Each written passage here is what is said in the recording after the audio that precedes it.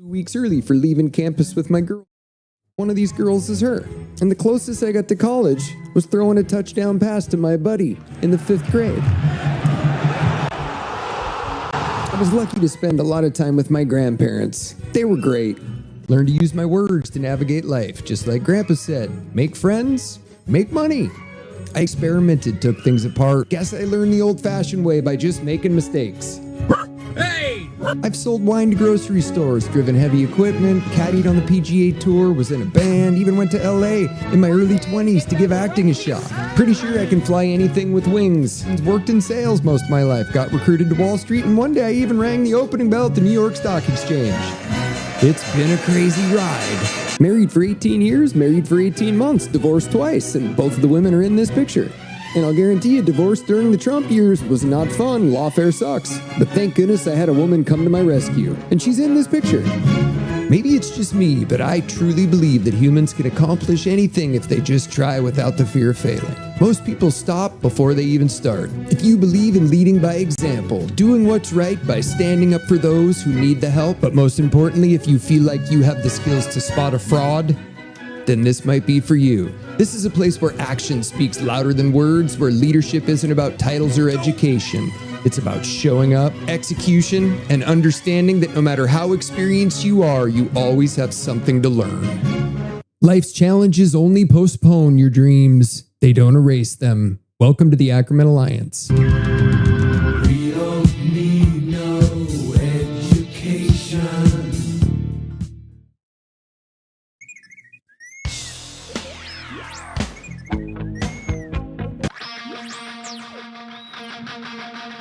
Welcome to the Ackerman Alliance Daily Show, your daily dose of things you need to know, and probably some things you don't.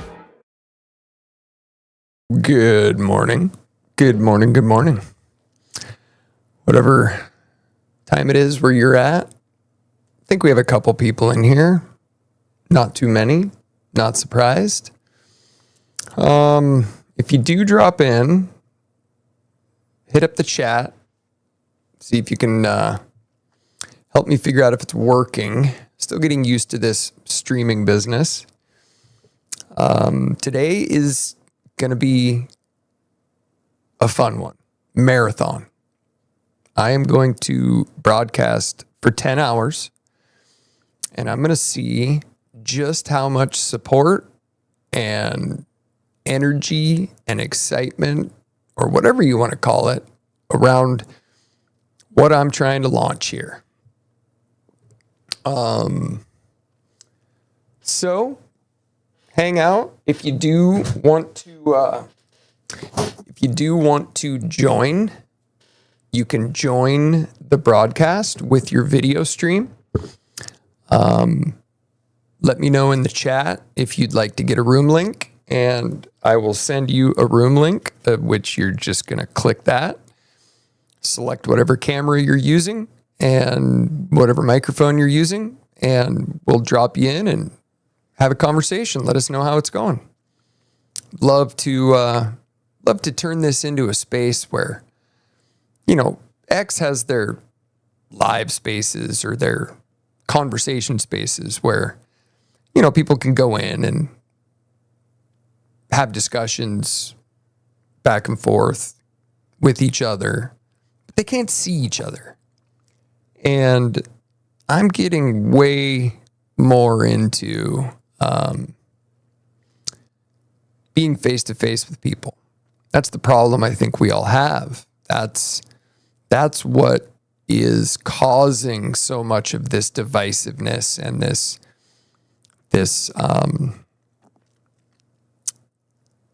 no communication. I mean, we are not communicating at a level that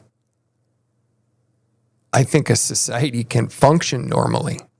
There's just too much hatred and resentment and spite, and it's unbelievable to me. It's really sad. My oldest son is going off to college at the end of the summer. He didn't think he was going to be going to college. He didn't think he was going to graduate from high school. COVID completely destroyed everything that he was working for. I mean, he was essentially a straight A student up until 8th grade, 9th grade, COVID hits, no high school experience, very few friends. And now kids are just, maybe they have digital friends, maybe they have kids that they're friends with online. That's not good enough. And I've got a pretty big plan for what I'm going to do to help turn that around, help get some things off the ground, help get some things going. And I'll tell you what, it's hard. It's hard to build support around anything these days. Really, really hard. Starting from nothing. I was completely canceled.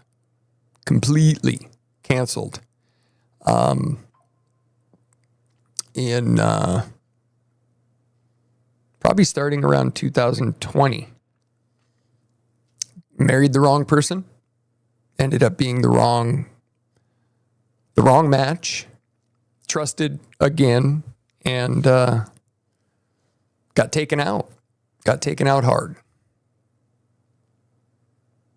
I live in a blue state, and as you can see, it's kind of chilly in here where I'm running the show right now. Is not a lot of heat, but yeah. So enjoy. I'm gonna wait a few more minutes here and just kind of see if some people show up. It's really tough because YouTube doesn't allow my feeds to be seen. Again, out of all the live broadcasts going on today, mine's not listed. I am not quite sure. Not quite sure why I'm not listed in the live feeds on YouTube. But let's try again here. See if my live feed's in here yet. Nope. Yeah, it's interesting. I either was canceled by somebody who has a lot of connections in the federal government or at YouTube or at Google or whatever, or YouTube just does not want conservative voices. I've always been an independent voter. Always considered myself an independent, but I guess I got labeled a conservative when I didn't support the incoming. Well, it all started in 2016 when I didn't support Hillary. I didn't support her. I wasn't even really that into politics, to be completely honest. I've always kind of been a fiscal conservative, and I think that came from working in finance the way I did and learning some of the things that I learned at the time. And I lived in a blue state. I grew up in a blue state, which is, I guess, a lot more Democrat, liberal run, and the company I was working for in 2011, we got sold. We were Citigroup's marketing arm. We were Citigroup's asset management marketing arm. Distributed all their open-ended mutual funds and all their affiliates through companies like Citibank, Primerica, Solomon Smith Barney, one other. And we got sold to Legg Mason Asset Management in 2007. Well, in 2011, something really interesting happened where we just put together a new sales team, new manager, new regional managers. We were about, 3, 4, 5 months into really making it go. Good people, good, good management team, good, solid leadership. And we all got laid off, like all of us. I'd been there for 12 years. The new management team had been there for 6 months, left their other jobs, and we all got laid off. Not really knowing why, just like, oh, reorganization. Okay, well, that's weird. You laid off all the top people. Well, turns out that was a DEI layoff.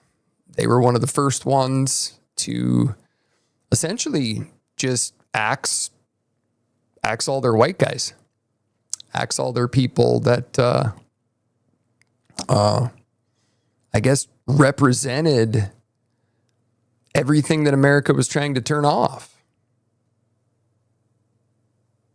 I guess I was deemed a racist and a Nazi like Trump and canceled.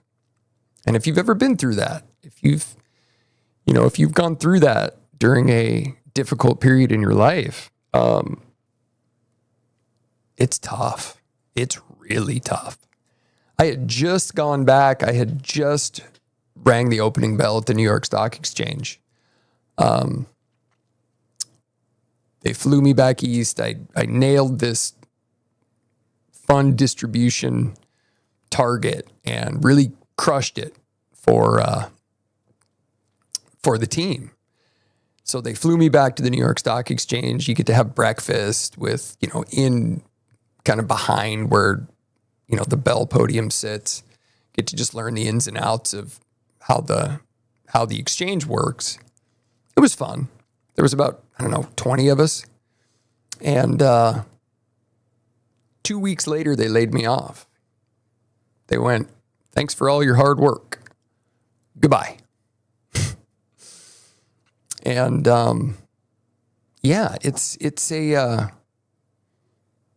I would sure hate to be 20 years old, like my son is today, heading off to college, thinking that going to college is going to do really anything for you.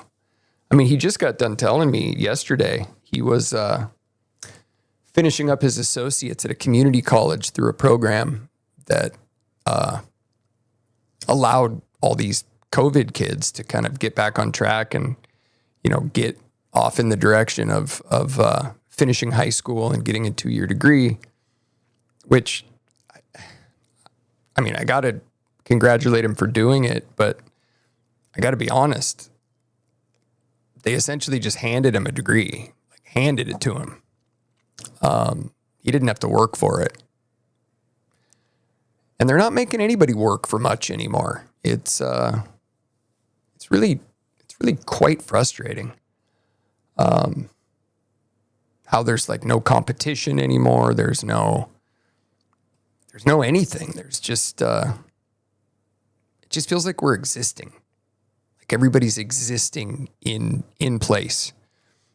Everything that's been taking place in the media and, the only good news is it seems to me, it very much seems to me that, Trump is making some headway, but it's kind of nerve-wracking. I do think there needs to be a lot of waste cut, a lot of fraud. I'd rather cut the fraud first and, go back and try to do, the waste and the trimming of the fat with the government kind of a little bit more surgically. I think we're going to end up seeing a lot of people lose their jobs and essentially what this is going to do is it's going to affect our economy significantly. And I do think it's worth having to put us into a recession. There's no question we're going to deal with a significant contraction. We not only have been stimulating and supporting, all of the Rescue America Acts and all of the stimulus that came from COVID, was targeted to support our economy and support all kinds of people. And it was calculated.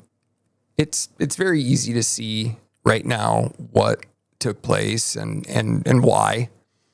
I think it's probably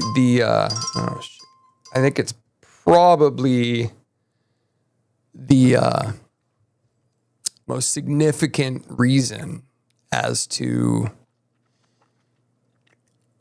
why I'm banned on YouTube, or YouTube does not allow me to broadcast on their platform.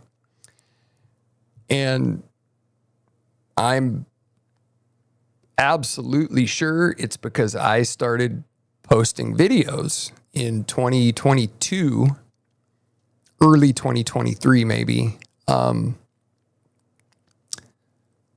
about what was going on, about crypto, and pointing out the volume changes, pointing out like what was happening in the global markets that didn't look right, that seemed a little fraudulent, seemed a little off. And when I started doing that, they started shutting me down. They started, I went from 18,000 views a day, in 2 weeks after I started streaming and posting. I went from no views to 18,000 views a day and 800 subscribers in like 2 weeks.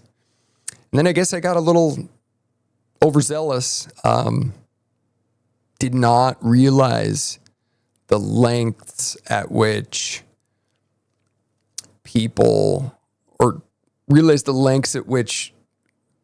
some are going to go to silence people. I'd heard about it. I'd heard about people getting banned on social media and so on and so forth, but I'd never really been that big into social media. I wasn't a big poster, haven't really been, my whole life. I've been on the internet forever. I've been using a computer since 1984, but I didn't realize just how dire this was.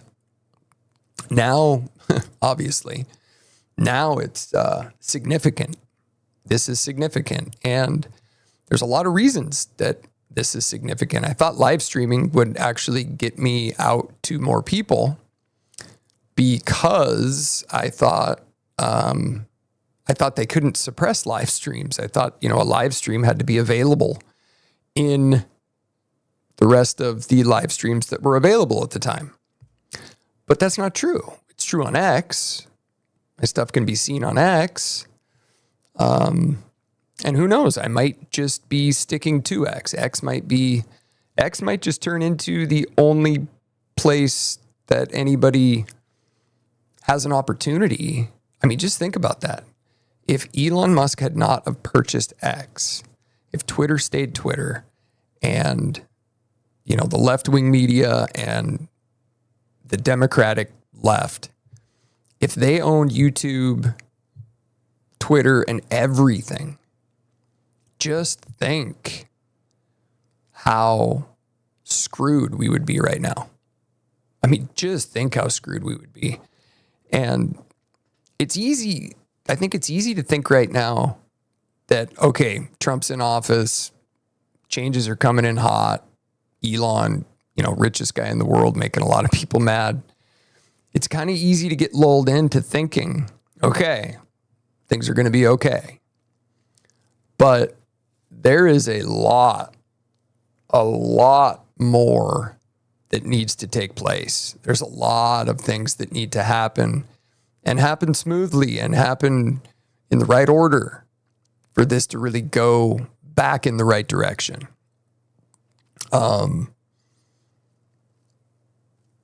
I do think I sold my house in 2019, seeing all the indications, all of them, that we were like just one correction away or one catalyst event away from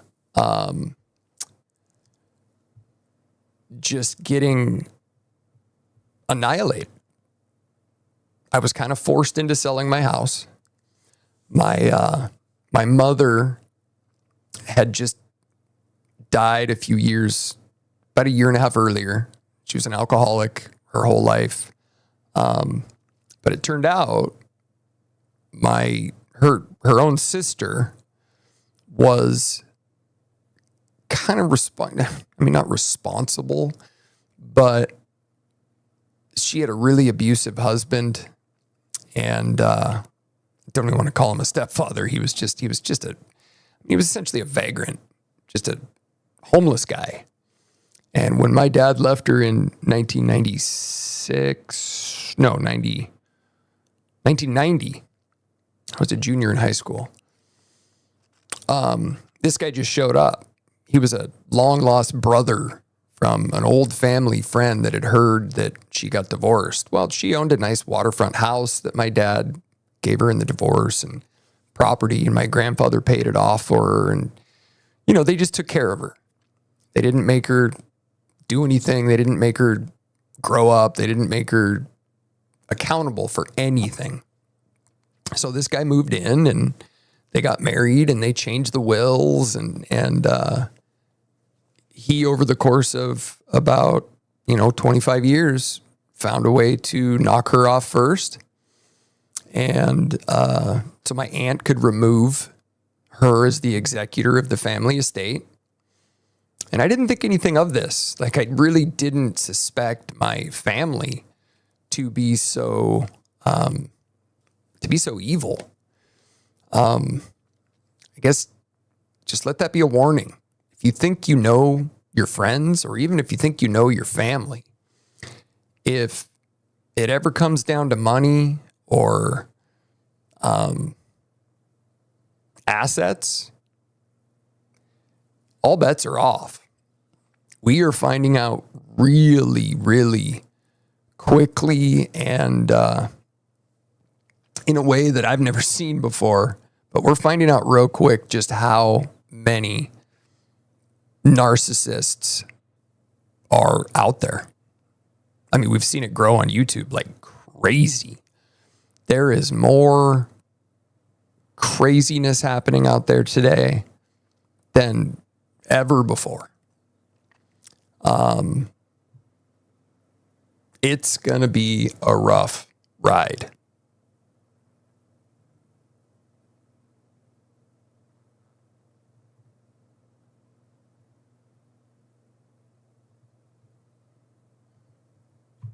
Stuttering through sentences, dodging a critical mom, and watching dad hide in the shadows. High school kicked me out 2 weeks early for leaving campus with my girlfriend. One of these girls is her. And the closest I got to college was throwing a touchdown pass to my buddy in the 5th grade. I was lucky to spend a lot of time with my grandparents. They were great. Learned to use my words to navigate life, just like Grandpa said. Make friends, make money. I experimented, took things apart. Guess I learned the old-fashioned way by just making mistakes. Hey! I've sold wine to grocery stores, driven heavy equipment, caddied on the PGA Tour, was in a band, even went to LA in my early 20s to give acting a shot. Pretty sure I can fly anything with wings. Worked in sales most of my life, got recruited to Wall Street, and one day I even rang the opening bell at the New York Stock Exchange. It's been a crazy ride. Married for 18 years, married for 18 months, divorced twice, and both of the women are in this picture. And I'll guarantee you, divorce during the Trump years was not fun. Lawfare sucks. But thank goodness I had a woman come to my rescue. And she's in this picture. Maybe it's just me, but I truly believe that humans can accomplish anything if they just try without the fear of failing. Most people stop before they even start. If you believe in leading by example, doing what's right by standing up for those who need the help, but most importantly, if you feel like you have the skills to spot a fraud, then this might be for you. This is a place where action speaks louder than words, where leadership isn't about titles or education. It's about showing up, execution, and understanding that no matter how experienced you are, you always have something to learn. Life's challenges only postpone your dreams. They don't erase them. Welcome to the Ackerman Alliance. We don't need no education. Had to take a little bathroom break there. I have a feeling there's going to be a lot of those today. Lot to cover. Got a lot of time to do it. If you do have any interest in dropping in, having a video chat, hit me up in the text, hit me up in the comments. I can send you a room link and we can feed you right on in. We can drop your image in and let's have a conversation. Tell me how things are going where you're at, what's going on, all kinds of stuff going on. Let's take a look at some of the stuff that's going on right now and watch that. Future of the ATF is also in limbo as the Trump administration looks to tap Kash Patel as its chief. A Justice Department official telling the Associated Press that Patel could be sworn in this week to lead up the Bureau of Alcohol, Tobacco, Firearms, and Explosives. That move raising concern that the Bureau will be next on the DOJ chopping block. News Nation's Elizabeth Pran with the latest for us this morning. So, Elizabeth, why is there talk that the ATF could be dismantled here?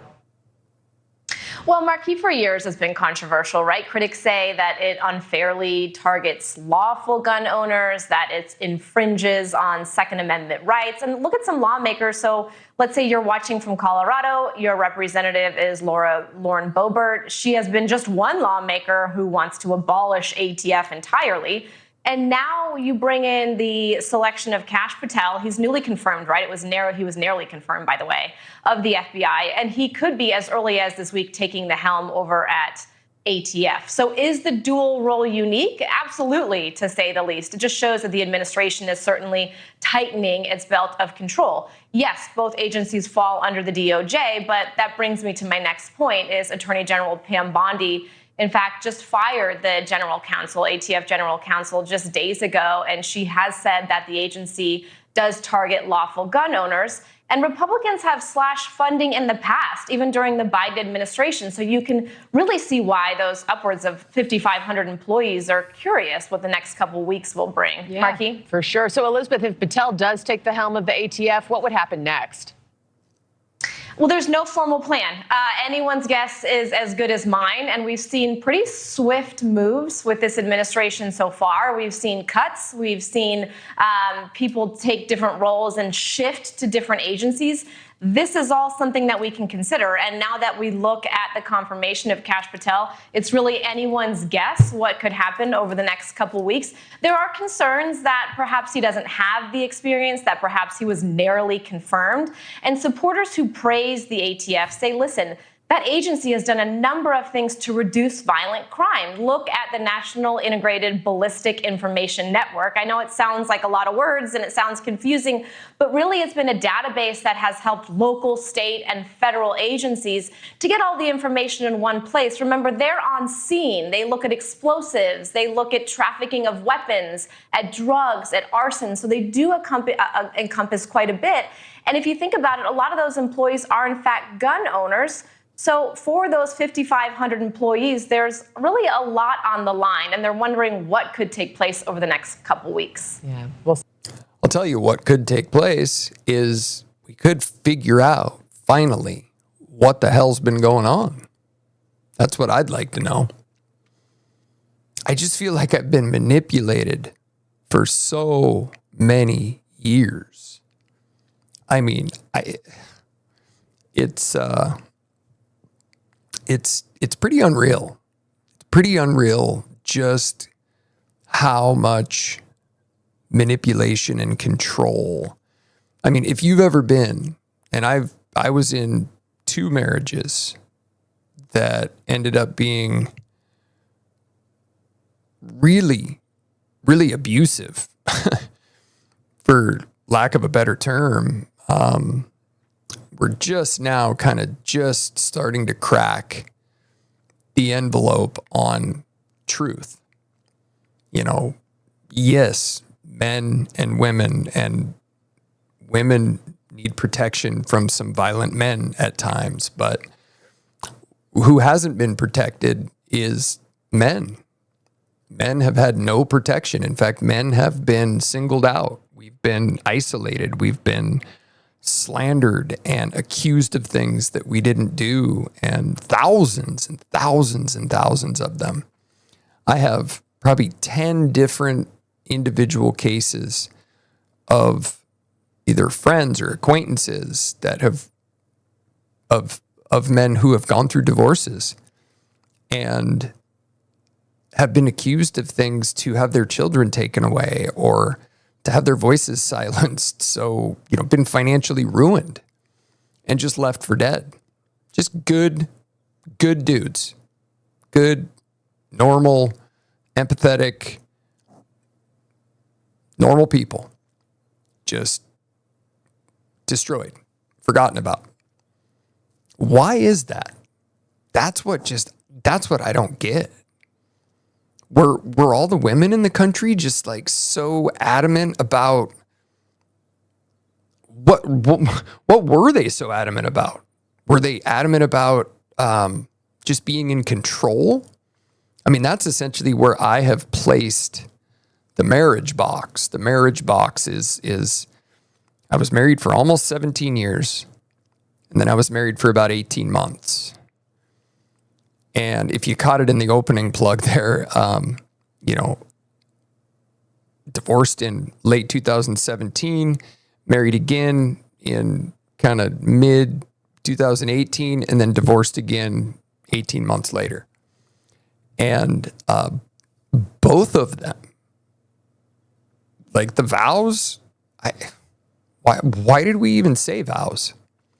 Like neither one of the women that I married did really anything to fight for the marriage. It was either I provide everything, do everything, be the everything person. And if I wasn't, then it was move on. Find somebody else. Weaponize everything. I mean, this second marriage was, how do you put it? I kind of knew what I was getting into in the second marriage, but man. And I'm going to talk about that today. It was, I was taken out. I didn't realize just how politically divided the country was. I mean, I got out of running a business for a group of pretty high-profile Democrats here in Washington State and ran a business, 7 days a week, 14, 15 hours a day, just fighting off and fending off so many things. And, most of my friends, my entire life, I guess we never talked politics in the late 80s and through the 90s. We just didn't. Nobody really discussed politics. I guess there wasn't really that controversial of a president in those years. When I graduated high school in 92, I voted for Ross Perot. I guess that might tell you just kind of what kind of a voter I am just by that alone. But when Trump got elected in, November 2015, all hell kind of broke loose. It really broke loose. And I remember very vividly, just like as people were just like disparaging him and making all of these like outlandish claims, I would be like, guys, come on. What are you worried about? Like, it's just another president. It's another, powerful individual who wants to put his stamp on things. And that's why we live in a democracy. That's like, it's a free election. Let's just deal. And little did I know just how that would turn into this and how much destruction would take place to turn from that into this. That's what's still surprising to me. And it's still incredibly surprising to me that the stock market is still doing its thing. In fact, let's take a peek at that for just a second. Started out down today, morning hours. This is the S&P. Started down, kind of recovered. See what the news says. See if anything else popped up. 5 500 US Elon Musk Dodge is sending shockwaves through the Pentagon. Dow ticks higher. Yeah, I mean, it started off down. And I think a lot of this has to do with the how do you put it? The transparent or the non-transparent, the invisible stimulus. And that's what I'm like most afraid of, especially being in finance and being in an industry where you have to make investment choices and manage money for clients without really knowing what the real fact sheet looks like. You know, stimulus always helps prop markets up. The reason it always helps prop markets up is when you hand out stimulus, when you give out free money, people spend that money. And when people spend that money, goods and services are moving around and it stimulates the economy. When people have more money, they invest more money. When they invest more money, it increases stock prices. When they don't invest more money, when there's turmoil, when there's economic recession, stuff like that, it prices fall. It's just a simple supply and demand. It's not as difficult as many people think. I started out in finance in 1999. I was recruited into the business. I was, at the time, I was in the wine business. I worked for a wine distributor and did outside sales and distributed a 3,000 label wine book to grocery stores.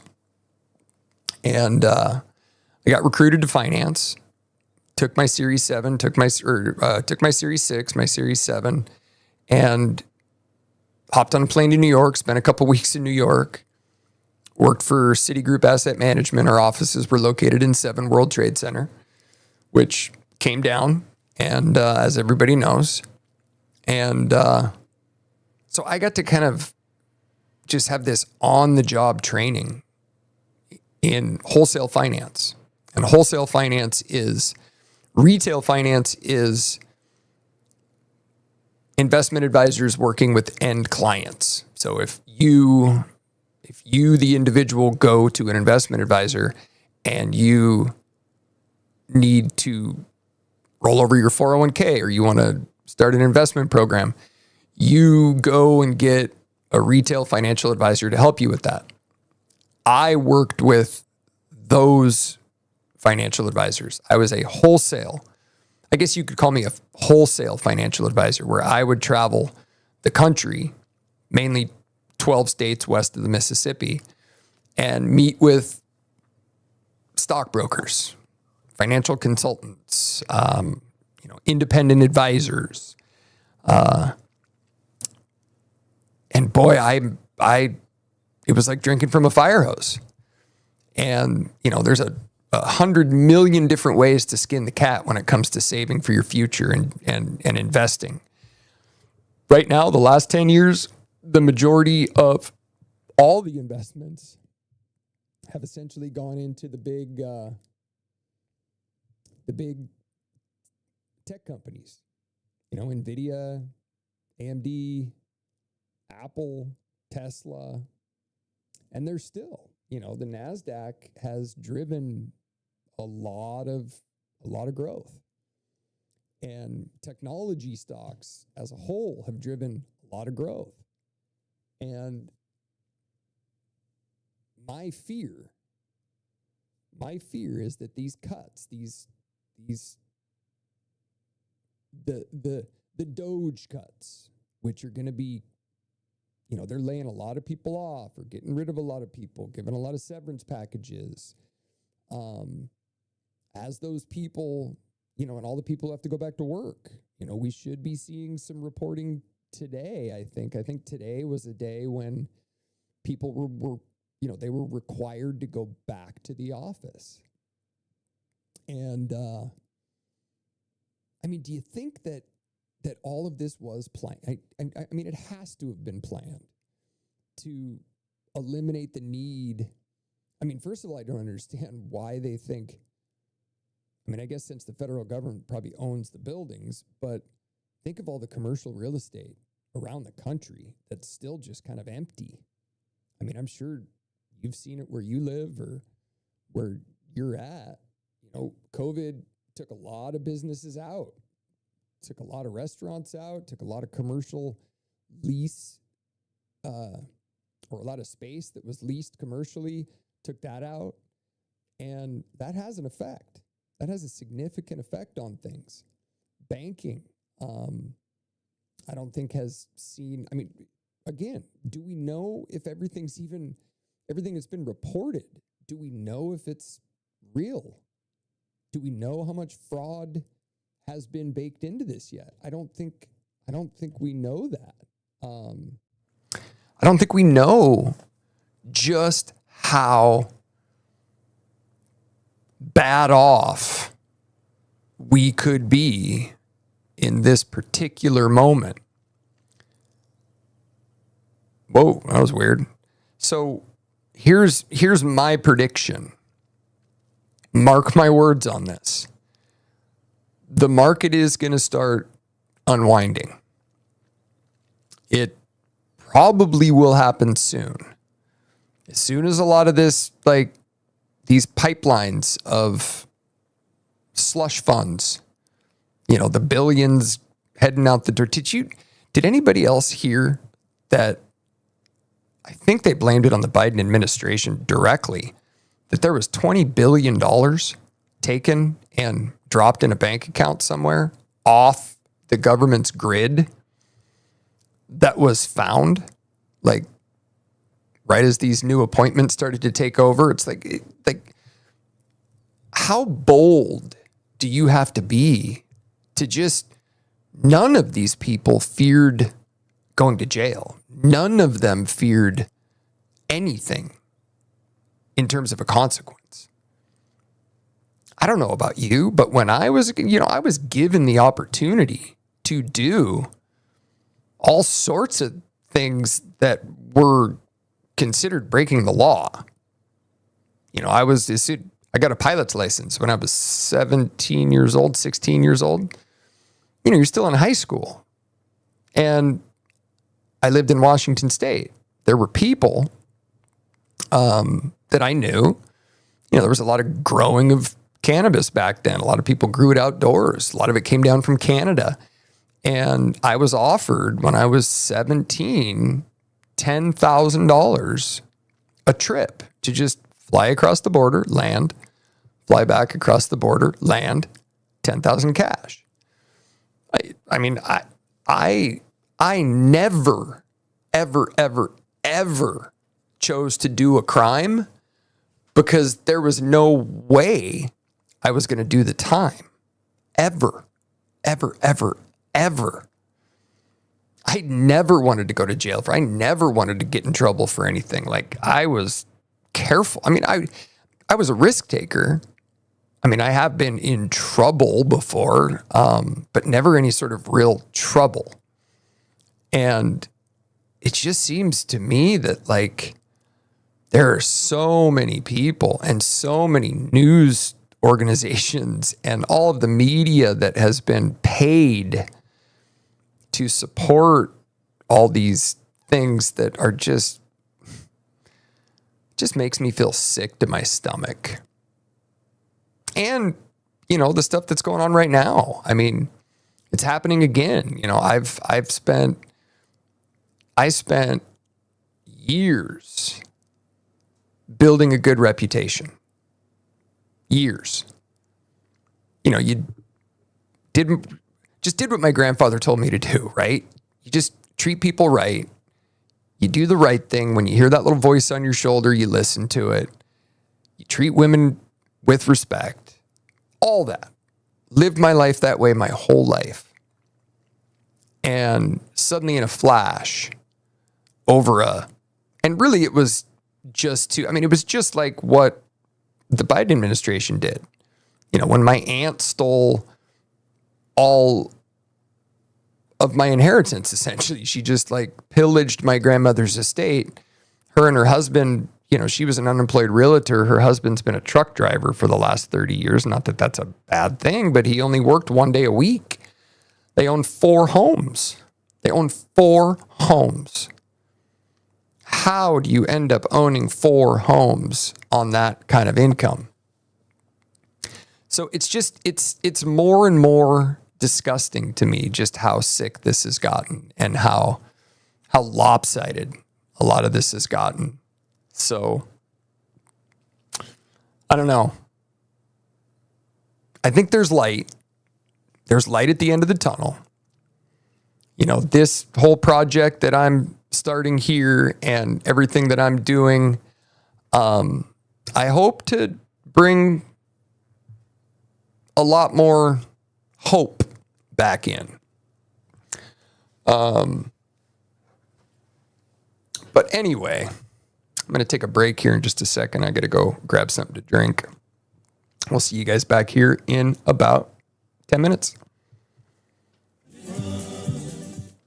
Come on, feel the noise. Girls, rock your voice.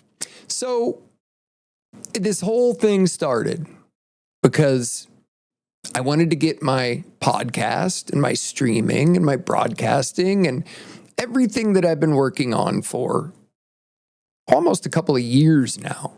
And I contacted an old buddy. He's been in the commercial real estate industry for a lot of years, since, my show was going to have a tilt towards finance, investments, helping. I thought I would record some stuff on what he thought the commercial real estate market was doing. Like everything that I was going to do as far as video goes. And I told him this up front. I wanted to make him look like a hero. I wanted to talk about how he helped me and I helped him, and I think he's a good person. I think that more people should see that he's a good person. I knew he'd want to take the opportunity. Now, I knew and have known for a long time that the chances of him being on the spectrum are very high. It's never been discussed. Nobody's ever brought it up. But everybody thinks he's a total prick. Like, he has no friends. He himself claims, I have no friends, and I don't know why. Well, him and I have kind of talked about this reason before, and I feel bad for, I felt bad for him for a lot of years because he had no friends. I mean, I've seen him get hurt and be very upset about the way people treat him. And for years, I've tried to just kind of give him hints like, hey, I just, not one for free advice. I'm not trying to be like my mother-in-law here, but if you stop saying things that are so offensive, because it's weird. He has I think of it like Tourette's, but instead of foul language and just weird things coming out, it's like he's got Tourette's where just being a total prick just flips on a dime. Suddenly you'll be communicating and dealing with just a totally normal person, just like the interview I had with him at the office. Just total normal professional interaction, and then suddenly it flips. And it's totally toxic and critical and treats you like you're 15. Just like, what the hell just happened? Why did he just offend everybody? What's going on? That's kind of the way he is. So it's hard. It's really freaking hard. You don't want to, people who are on the spectrum, and so much more I think there's more understanding around the spectrum and people who are on the spectrum and what, how to interact or how to deal with that. I've read things on working for people who are on the spectrum, which I've had to work for him on this project that we agreed on, and the venture that I went down with him. trusting him. And I know he's a good dude. I do. But I'll be completely honest too. I've seen a lot of men in situations of elder financial abuse, women who are with them just to take the assets, of which he has a lot of. And I think those are for his kids. I don't know for a fact, because you can't really look into somebody and really see, but based upon, his behavior over the last 30 years. I mean, he was a board member at the Boys and Girls Club for years. He likes to give back. He's a generous guy. He's not a stingy guy at all. But that also, my dad used to be a generous guy, or he's a generous guy when it suits him, but he's not. He'll pull it back when he wants to instill power. So I could be wrong, but turned out I worked with his brother. I think his brother's 7, 8 years younger. I worked with his brother at a firm back in 2007 to 2011. And we didn't know that. We didn't know it at the time. I didn't put the pieces together back then, but I soon figured it out, and I got a hold of his brother and I said, look, I know this is going to sound really weird, but I got to know, is your brother, do you think your brother's a creep? Do you think he's a toxic narcissist or a sociopath? Just help me out here. And he assured me that everything that I was feeling about his nature was true, that he was a good guy. Now, if you have experience with people on the spectrum, you notice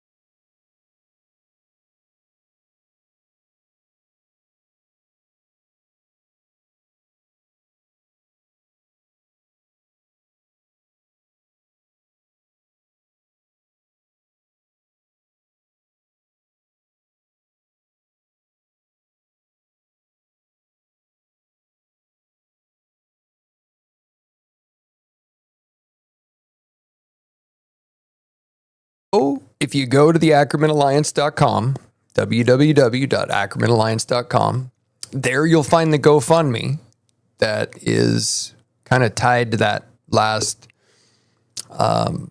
segment, and hopefully give me the help to keep this going, because what this project will consist of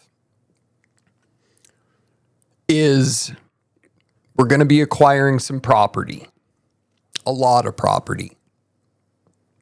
Location, the Pacific Northwest. It's kind of all I can tell you right now. And on that property, which will be hopefully between 300 and 500 acres, we will be planting 10,000 Spanish oaks, hazelnuts, and other varieties of trees that will be infected with truffle spores. And we're going to start what will be a massive dog rescue, a piece of property where we can rescue difficult to place large breed dogs. Not going to be doing all dogs. We're going to be doing kind of those difficult, aggressive, large, ones that have a hard time getting rehomed. And they will work and train how to find truffles on our truffle orchard. We're going to build one of the largest truffle orchards in the country, if not the world. Largest single orchard. We'll grow black truffles, white truffles. More to come on that. That's going to be part of, I want to get people outdoors.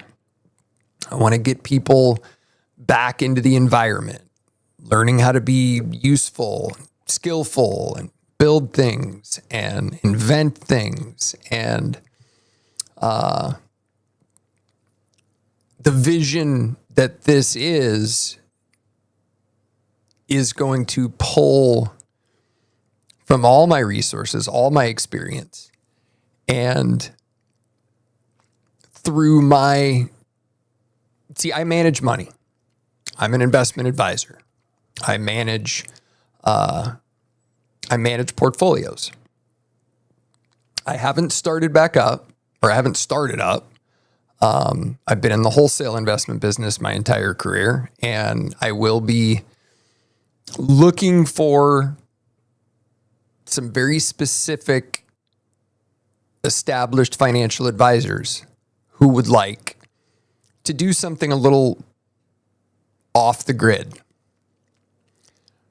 What do I mean by off the grid? Well, not like you'd think in the sense like off grid, even though everything we're going to build on this property, on the Alliance property, will be off grid, will be like zero trace, no municipal power required. And it'll be a place, if you've ever been a member of like a golf course or a country club or like the YMCA, you have members, you have a paying membership. This property is going to be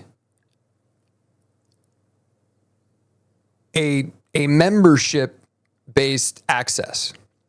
So clients of my firm, Ackerman Advisors, clients will have access, but so will the members. You don't have to be a client to get access. We'll do events. I want to train kids how to work on a farm, essentially. I thought about, and this is just how I came up with it. I mean, I was lucky to have grandparents who, they each kind of had a farm. My dad's dad had a farm with cows and chickens and, kind of more of your traditional farm. where I learned how to run equipment and build houses and chop wood and work my ass off. And my mom's dad had an apple, pear, peach, apricot, stone fruit orchard on the east side of the mountains here in Washington. And there I learned how to, run irrigation and fix irrigation and farm fruit. And all of these things that I did as a kid added so much to who I am today. My skill set. Most people who go and work in finance for as long as I did really don't know how to do much other than that because they went to college and they, went this kind of traditional schooling route. Well, is anybody else seeing the problems with kids who go to college? The indoctrination, the twisting of their minds, the forcing them to think a certain way.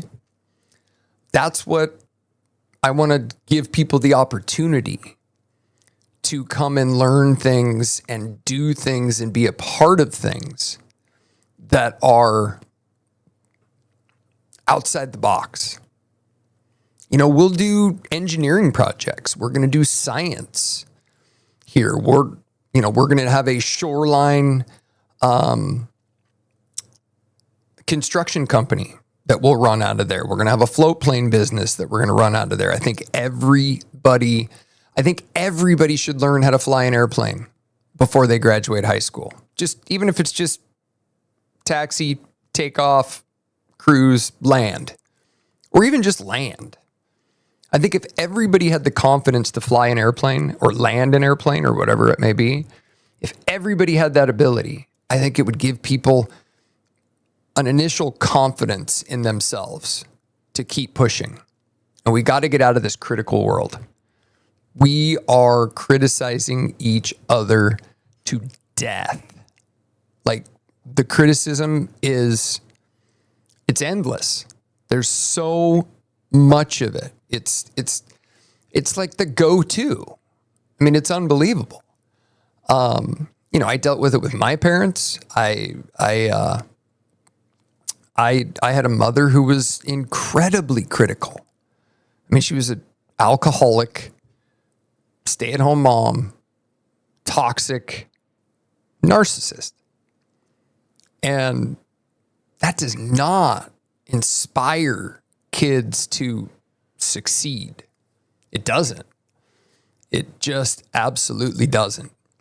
And we need to get our kids headed in the right direction.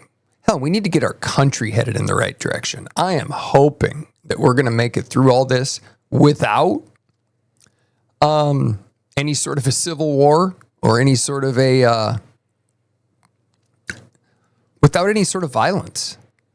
Because it is looking like there is more people who would rather choose violence over discussion. And is that just because it's Trump? Is it just because that the decisions that we're making that I think a majority of people want to make? I mean, the approval ratings for Trump right now are what, 75%? I mean, it's almost ridiculous, like how unbelievably high the ratings have been for what he's doing. So if the approval rating is that high, but yet there's still all this call for violence. I mean, there have been people calling for assassinations. There have been people calling to kill people. I never thought we'd be here. Did anybody think we were going to be here? Is anybody even in here? I don't even know if anybody's in here. I haven't even looked. But that's how you broadcast when you just broadcast like you're broadcasting to the masses, and hopefully Hopefully one day that will be there. You have to start somewhere. So I'm going to ask everybody, do me a favor, share this, like it, subscribe, follow, all that good stuff. I got to get this thing rolling. I got to get this momentum out there so I can start making a difference. Otherwise, I'm just going to have to go, just get a job, go make somebody else money, not make a difference. That's, I guess, the choice or the alternative. And then they will have won. They will have won if I get pushed out of this, if YouTube keeping me silent, not allowing my streams to get out. I sure would like to know. Wouldn't you like to know? Wouldn't you like to know why YouTube doesn't want my material out there? I don't know.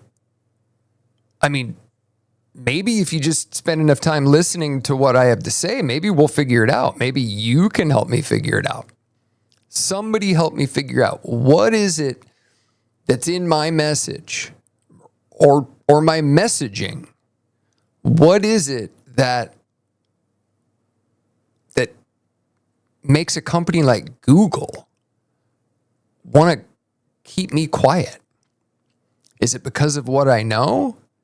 Is it because of what I know about certain people? Because are you sure that I know that about certain people? I don't know. Could be anything.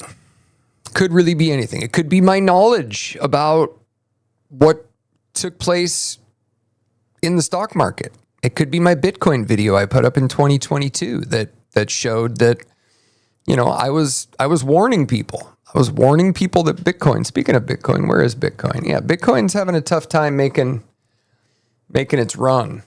I don't know. I'm very cautiously optimistic on Bitcoin. I know there's a lot of very, very, very strong bullish sentiments for Bitcoin. That there are people think it's just going to the moon. It'd be $1 million a coin. I've had every single Bitcoin I've ever owned stolen, hacked and stolen, gone. How could that currency, how could that asset do anything for getting, how can that have mass adoption when there's that much theft?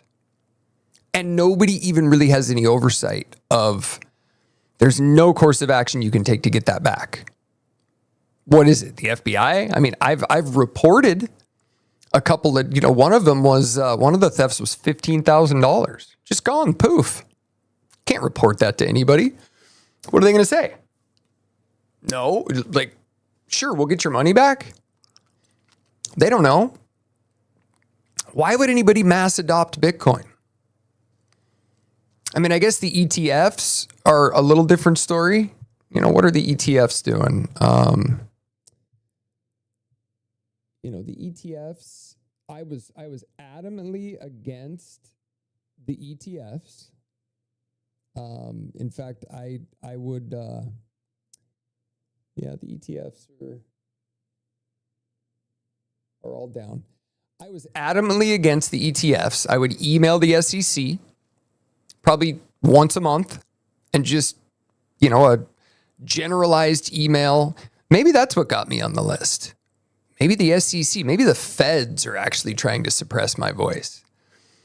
But I don't get it. There's no security. I thought, what if China owns a significant amount of Bitcoin?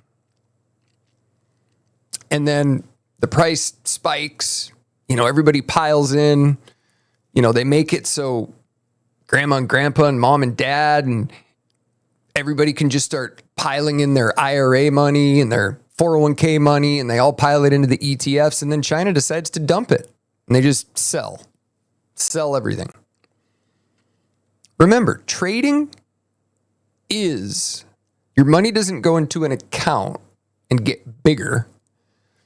Trading is if you put $10,000 into a stock or an ETF or even an open-ended mutual fund, you adding your money to that investment is what increases the value of that investment to the rest of the shareholders.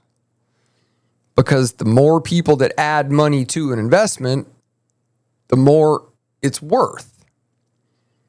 And just like on the flip side of that, the more people that sell, the price declines. When you lose money in the market, if you put 10 grand in the market and you lose 5 grand, the value of that goes down to 5 grand. That money didn't disappear. That money was just handed to somebody else. Okay? That's something I want people to really understand clearly is trading. If you decide to initiate and do your own trading, you're the trader. You're picking the stocks. You're doing the analysis. You're, using a technical system, or you're using a quantitative system, whatever it is. You are basically trying to be smarter and make better selections than every other trader. And in an up market, when the markets are just on fire, when all boats are floating and all things are rising, it's super easy to get confused, to get tricked into thinking that you are intelligent. Well, guess what? All boats were rising. The tide's coming in. Everybody's making money. A good portfolio manager does not make his or her bonus in an up market. They do in a down market. And in a down market is when you want that experience. You really can't call yourself an experienced trader until you've made a mistake, until you've gotten yourself hurt, until you've made a risky decision that turned into something that maybe you didn't want to tell your spouse. I've known plenty of people who've done it. It's very easy to do, especially in the good times and the bad.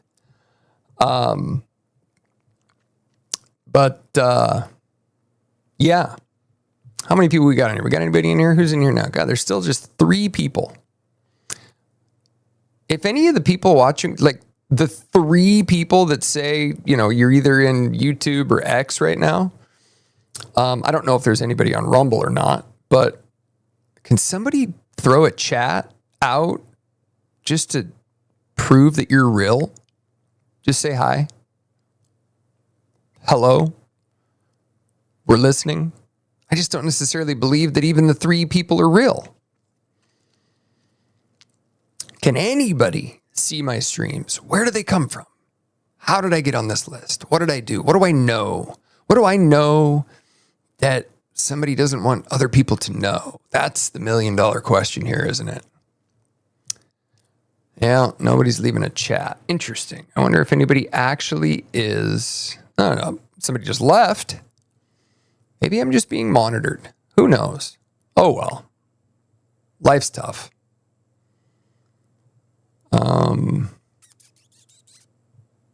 Well, let's check out Rumble.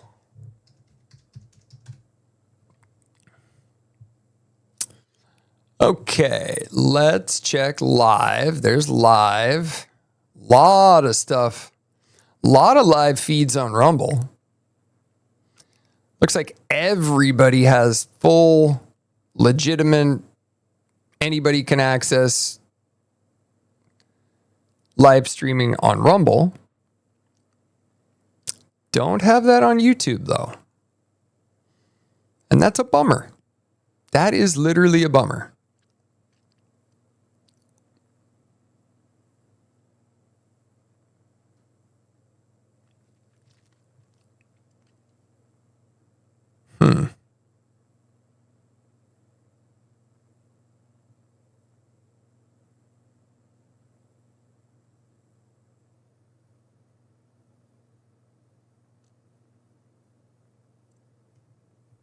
Okay, that's where it would be.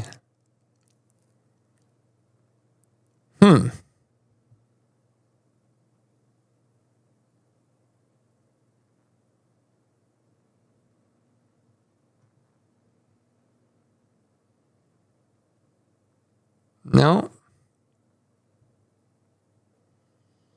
I don't even see myself there. Oh, there it is. Okay. It is available on Rumble. That has been confirmed. One person has seen it. That's pretty amazing. 2,000, 4,400.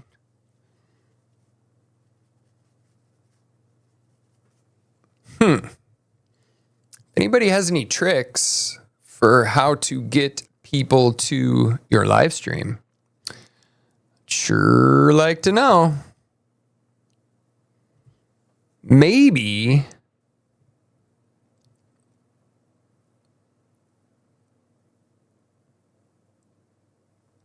it's a pay to play. I don't know. You'd think. I got like 30 viewers on X the other night. Oh my goodness. There's people coming across the border.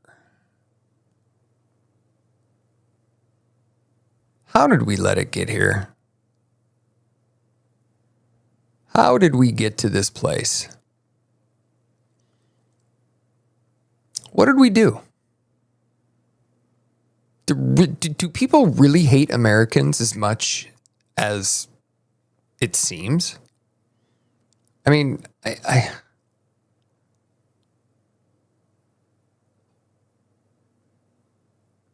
wait for it.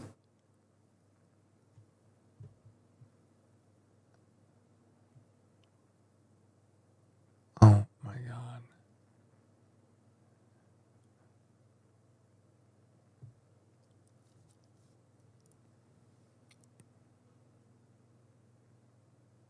Oh my gosh, that was a Washington State trooper.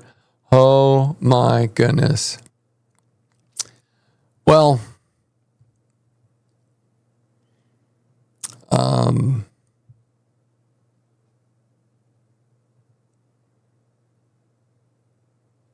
go to the AckermanAlliance.com. www.ackermanalliance.com. Register if you want to get in on getting updates on the truffle projects, on the property, and everything that we're doing. That's where you got to go. I got to get through this point, though. We got to get out of this tough patch. I got to be able to keep broadcasting. I got to be able to keep pushing in the direction so I can start bringing some guests. I don't want to say any of the names of the guests that I'll be able to get on this show until I actually confirm that I'm going to have this show up and running in the next month or so, because I am right in the middle of another absolute takedown, another political crushing. If you were here and watched the video just a couple minutes ago, the one that I played during break, talking about where I'm living and my friend's wife, it's pretty ugly. It's pretty ugly. Let's see. It's pretty quiet out there right now, I will admit. Not a lot making news right now.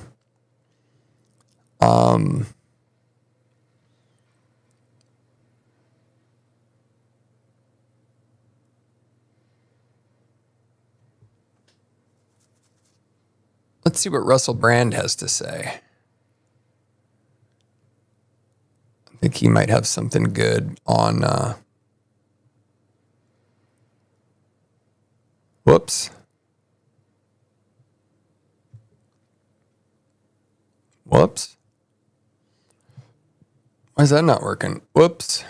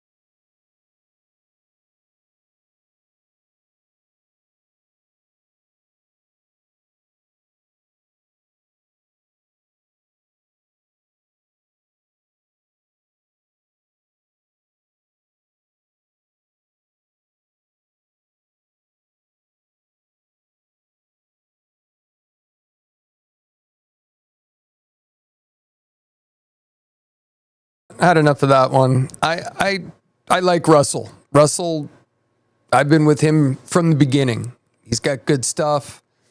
I've been begging him to let me on the show so I can get some exposure and get this thing grown so I can get my voice in this conversation. They don't want me in the conversation. And if they would let me know what information I have that keeps me out of the conversation, it would sure make things a lot easier. It'd make things easier for me, that's for sure. Let's take a market check here. See, look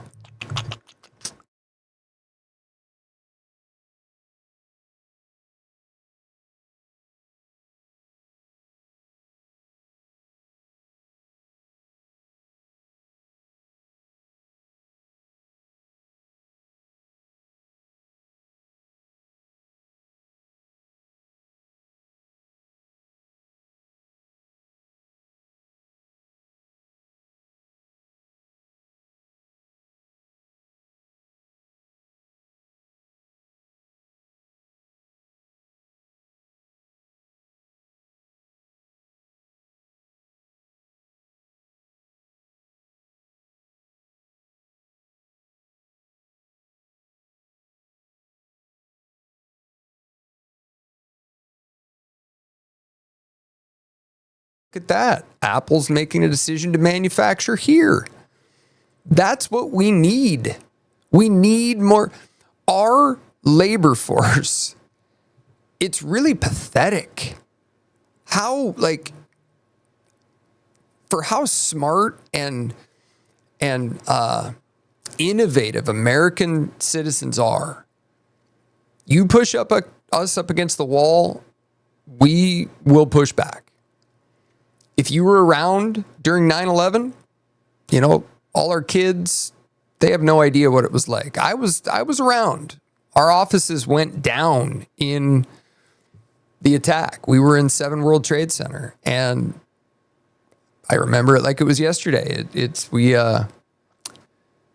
Our building went down at 3:40 Pacific, and I couldn't believe it. Like, they just crashed planes into the Twin Towers. I was just in the windows of the World Restaurant not 6 months earlier for a dinner meeting. And one thing that was very different about that era, about that time, was we had each other's backs. It's like everybody was looking out for everybody. There wasn't division. There wasn't like all this separation and divisiveness and slander. You know, we are now in a time period that it's gonna kill us.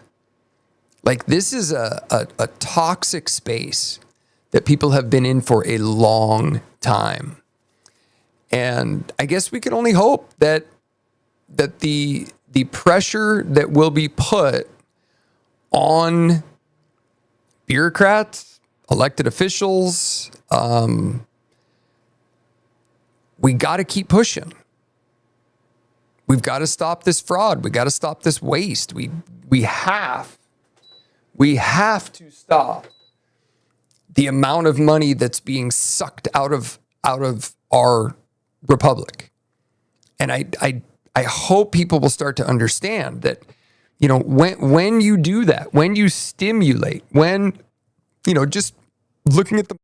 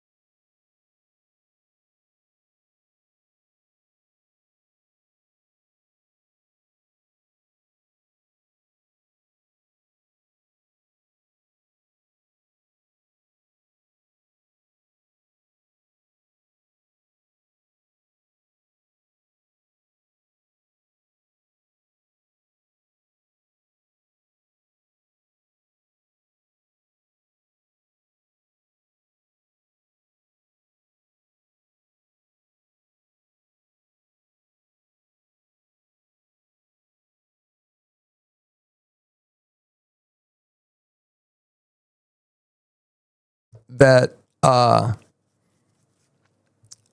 don't know where I'd go. I mean, I love the water. I mean, I wrote a TV series in 2023 that I want to shoot right here. I want to showcase the Pacific Northwest and bring jobs in here and get people writing and creating. I mean, the opportunity in independent media, you know, what I'm doing right here. I mean, the tools that I have in front of me right now, the tools to broadcast like I'm doing, you know, 10 years ago, 15 years ago, 20 years ago, like these kind of tools you needed to be at a multi-million-dollar television studio. Today, anybody can broadcast. Content is an open season, It's all new. If you have a couple of iPhones, some people who are willing to learn some lines and go out on a limb, you could literally shoot a TV series, a movie. You could do anything, create programming. That's what the Ackerman Media is going to do. We are going to find people, help nurture them and push them in the direction of producing independent media, whether it be films or shows or documentaries or just content. I want to get people back to a place where they're excited about what's in front of us, not worried. I mean, we have gone through we're living in the byproduct right now of what happens when you literally just go down the toxic rabbit hole for years. Does anybody have a different direction they want to take attacking Trump and Elon? Anybody? I mean, it's all the same stuff. They've been name calling the same names. Nazi, Hitler, fascist. I mean, they're coming up with a few new ones, but that's all it is. Now think back in your life. Think back in your family or all your friends. Did you ever know anybody who was just super critical all the time? Maybe a spouse.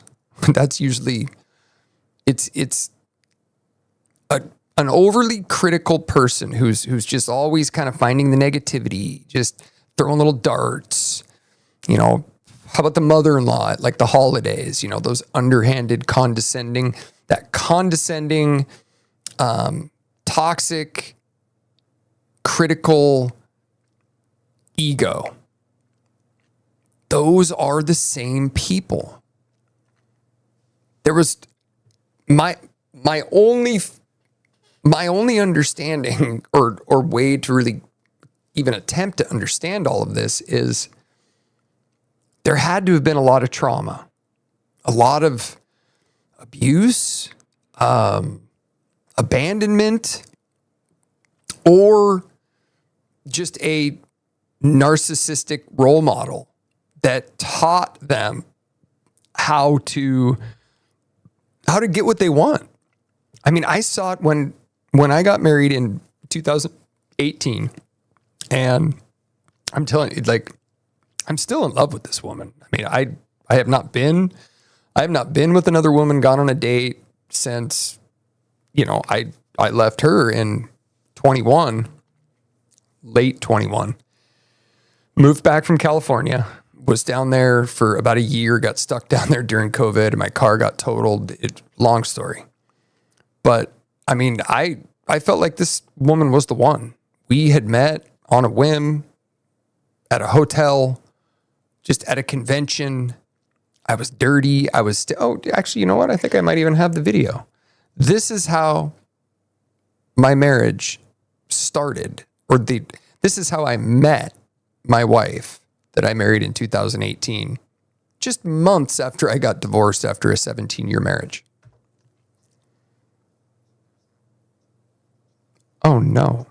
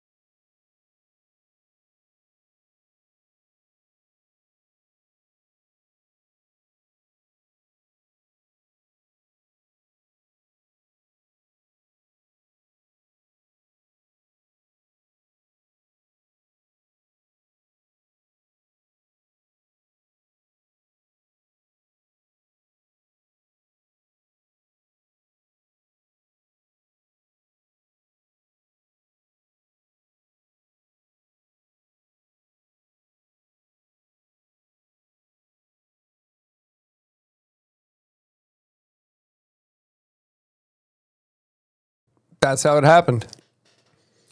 Yeah, just out of the whim. Just literally was 30 seconds away from going to bed. I was just formulating the plan of what I was going to tell my client that I was there with. He invited me to this truffle event, and I was, just doing it to build a relationship with him, get to know him a little bit.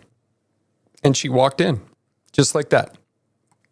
And we proceeded to have, a great year and a half.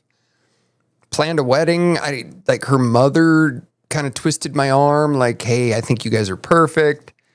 And they were all Bay Area Democrats, not wealthy Democrats, just a family of Bay Area kind of traditional California Democrats. And what I got to know over that time period of being around them, she was a little nervous at first. She's like, are you a Trump supporter? I'm like, no, I'm not a Trump supporter. This was still back when Trump was in office in his first term.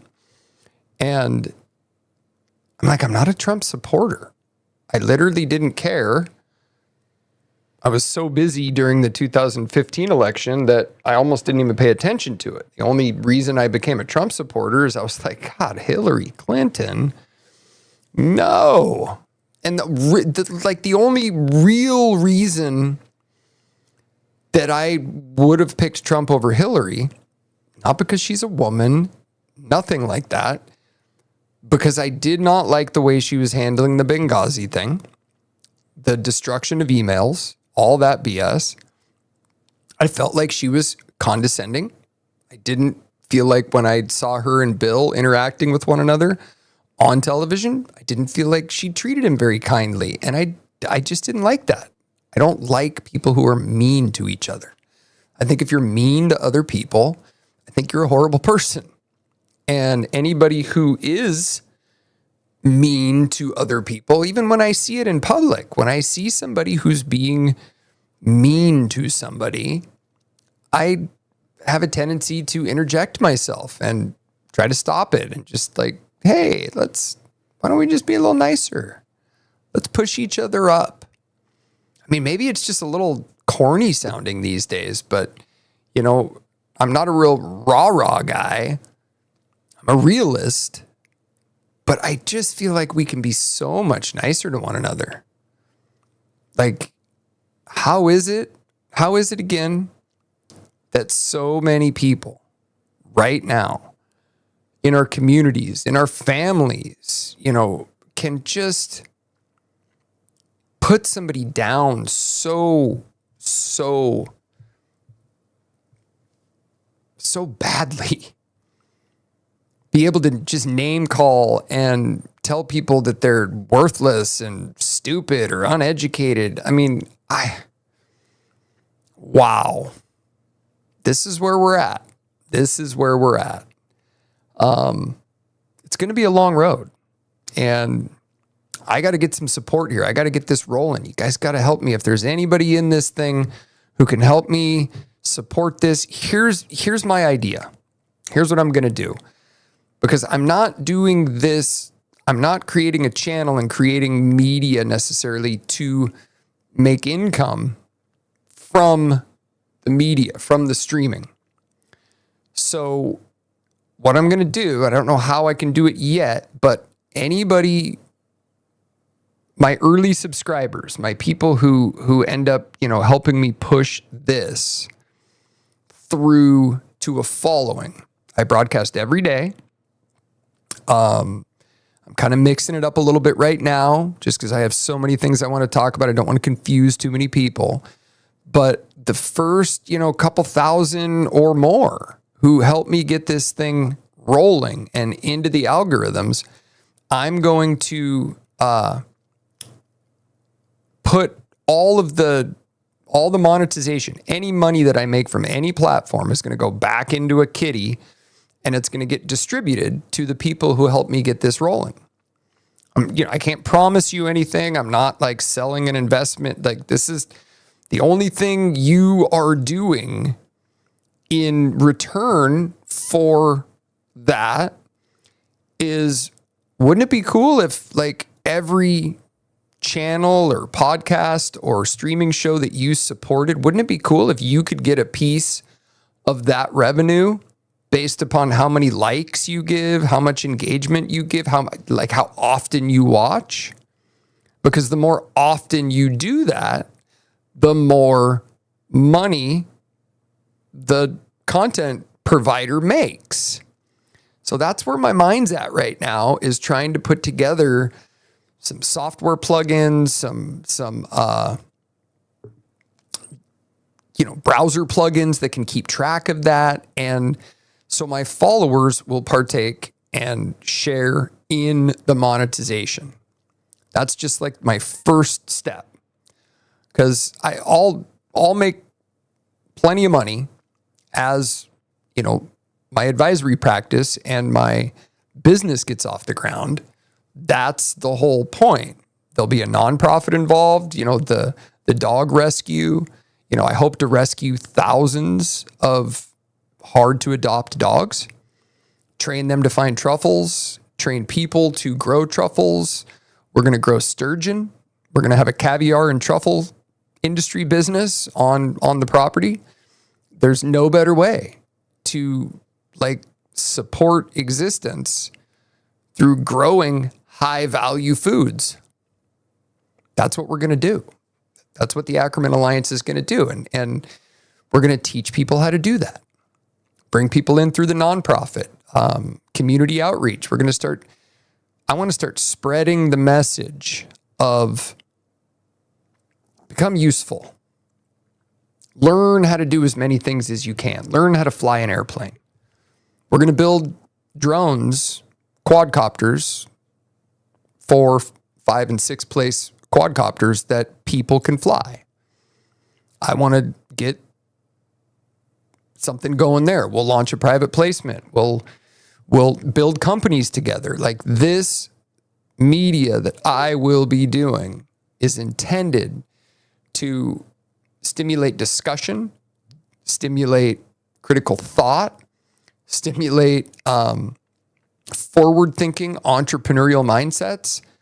That is where I want to spend the next 20 years. I turned 50 this year, and I'll tell you what, turning 50 was hard. It absolutely was hard. I've never really felt my body age as much in these last 18 months than ever in my life. My neck is starting to look like my grandfather's neck. It's just, I just feel like I've just been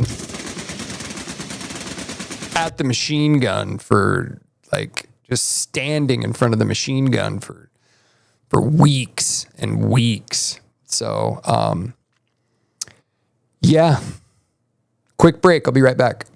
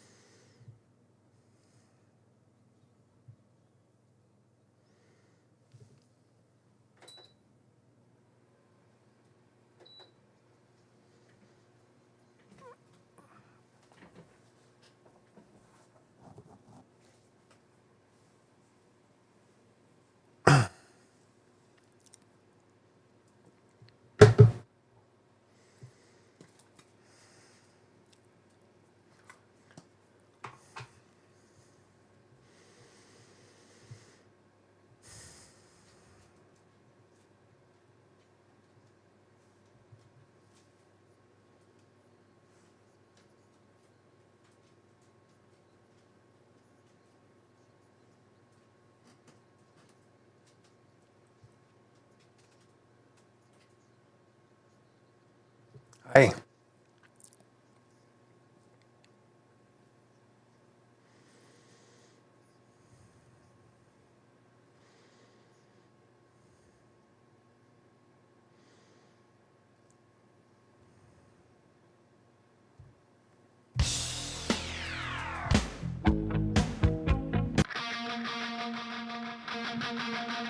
Welcome to the Ackerman Alliance Daily Show, your daily dose of things you need to know, and probably some things you don't.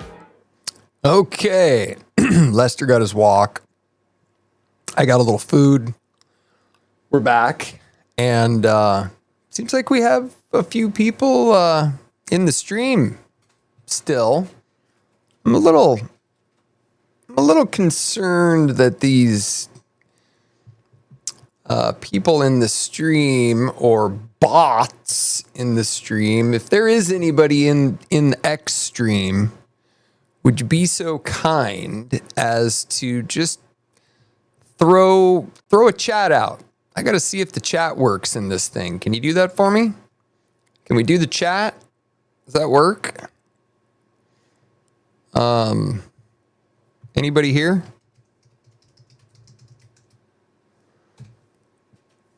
I haven't seen one chat yet. I haven't seen anybody leave a message. It kind of leads me to believe that X might be throwing some bots in the chat to make people think that they are getting viewers when they're not. And that sure wouldn't be good. Because it just seems to just be stuck at 11. I just want to know that, if I'm talking to people, I want to know I'm talking to people. No reason to give out any of the good, juicy stuff if I'm not really talking to people. You know what I mean? Sorry, it's still cold in here. I know it might not look cold in here, but it's cold in here. It's like, I don't know, 42 degrees outside. And I swear as you get older, you get colder. Your hands get colder. Your feet get colder. Everything just doesn't work as well.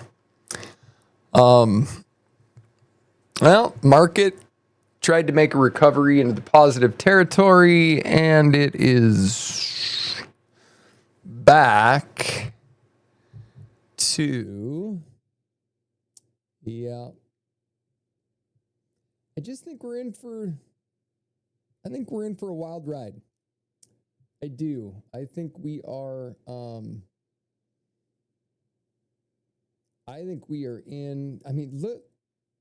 look at the difference. Just look at this critically with me here, okay? Look at this growth. Now, obviously, this is from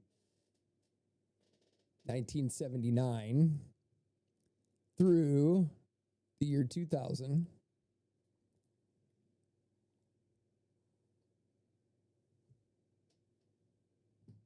'02 through 07.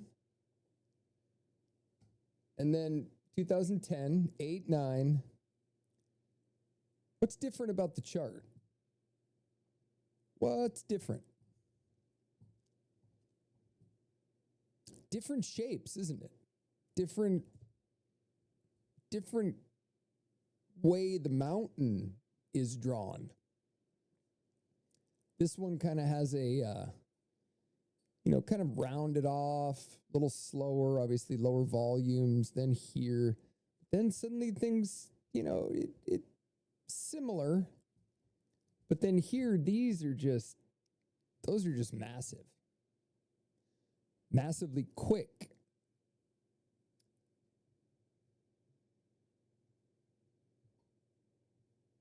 Did things start happening faster? Yes. Did a lot more people start high-frequency trading? Yes. Day trading and high-frequency trading became a lot more popular in the dot-com era. Yeah, it was born. Schwab, became a discount broker. The discount brokerage became a thing, and People started investing for themselves and making their own investment decisions. So, yeah, there are some reasons. There are some reasons as to why that is, but I just have a feeling. I just have a feeling that we're going to see the consequences of what injecting this much liquidity into an economy can do. I mean, we've been injecting so much liquidity.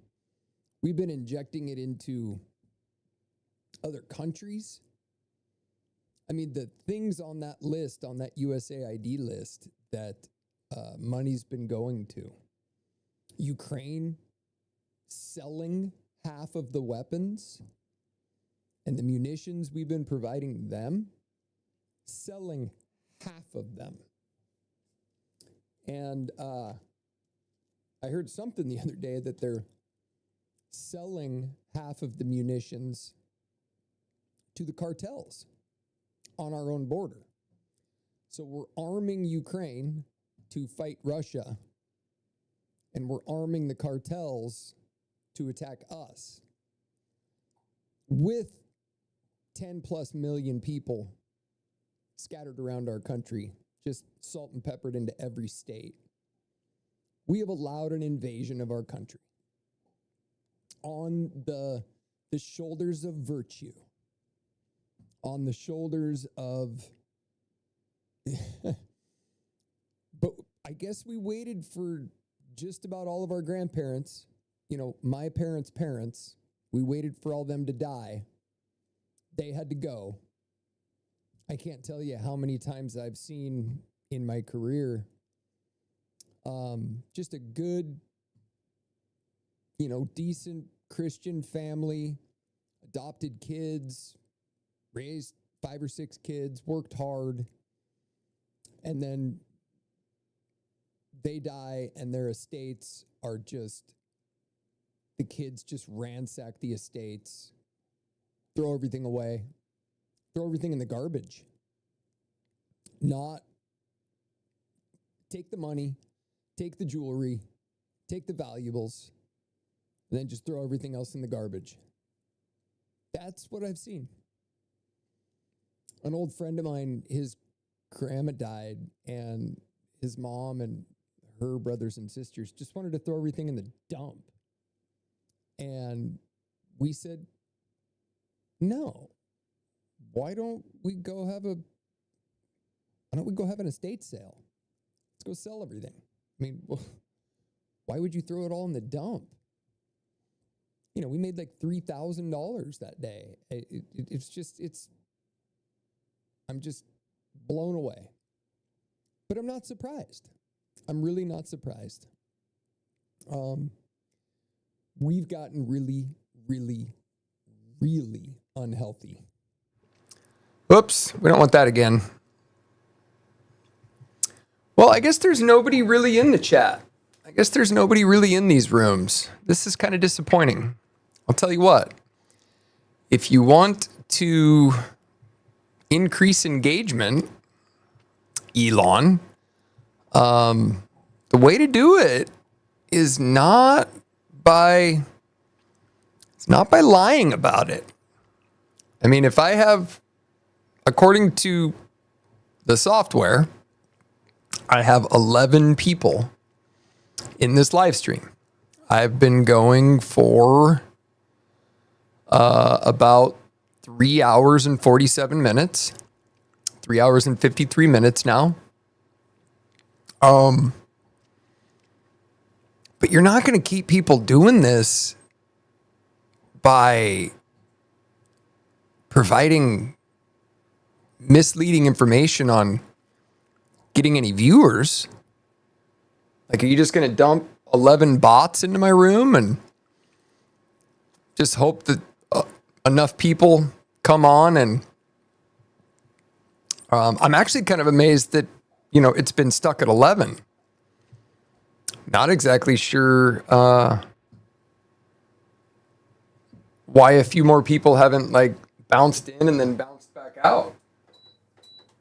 That's what I don't really understand. You know, when I look at live streams, I go in, I check them out for a second, hang out for a few minutes, then pop out.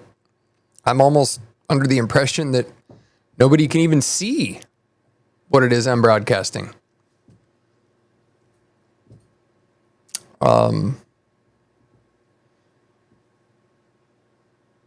Interesting. Very interesting.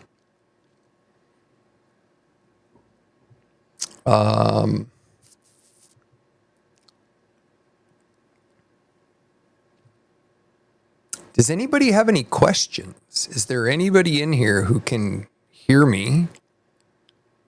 And is there anything that anybody would like to discuss? Any questions about investments, the markets, capital markets, global markets? I'm not that much of a global market specialist by any stretch, but I'll do my best. If I have an answer, I will provide it. Yeah, that's still up. And nobody's in there. Nobody. Nobody knows.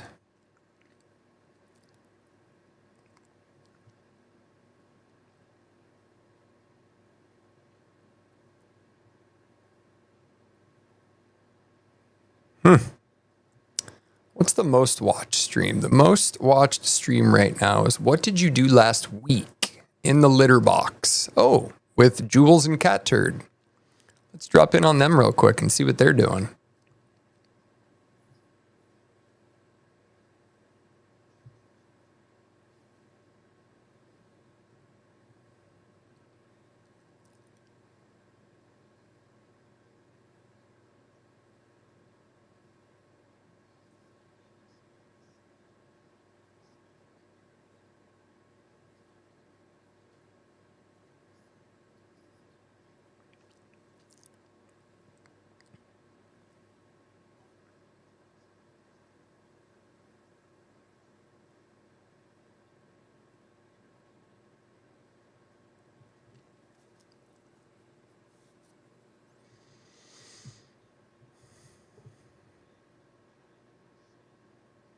Wow. That was the audio. If you could hear that audio. Oh, you probably couldn't hear that audio. Oh, maybe you could. No, you couldn't. Here, I'll let you hear it again. Do this before bed to stop receding gums and decaying teeth before it's too late. 25% of adults over... Hi, I'm Joe Delaney. Today we're going to talk about what's the fastest way to get to a 10% body fat and still look. My God, these people, they're idiots. They're so. This is the most watched live stream on Rumble right now. The hurricane destroyed Mexico Beach down here. What do you think they did to it? They made a landfill about 10 miles away, and they took backhoes and track hose and they put it all in dump trucks. They went up there and dumped it. And they got all that wreckage out of there. What are you going to do with it? You have to. You can't separate it at that point. It is so true. I mean, they're just idiots. We got to be environmentally this, and green this, and green that. That's how you never get anything done. But it's not Listen even to because these idiots. they believe in green. Okay, if anybody has ever purchased anything green, they know that it costs a lot more money because of the packaging and everything else. And then they've got all of the people that they're appeasing and appealing and the wording to say.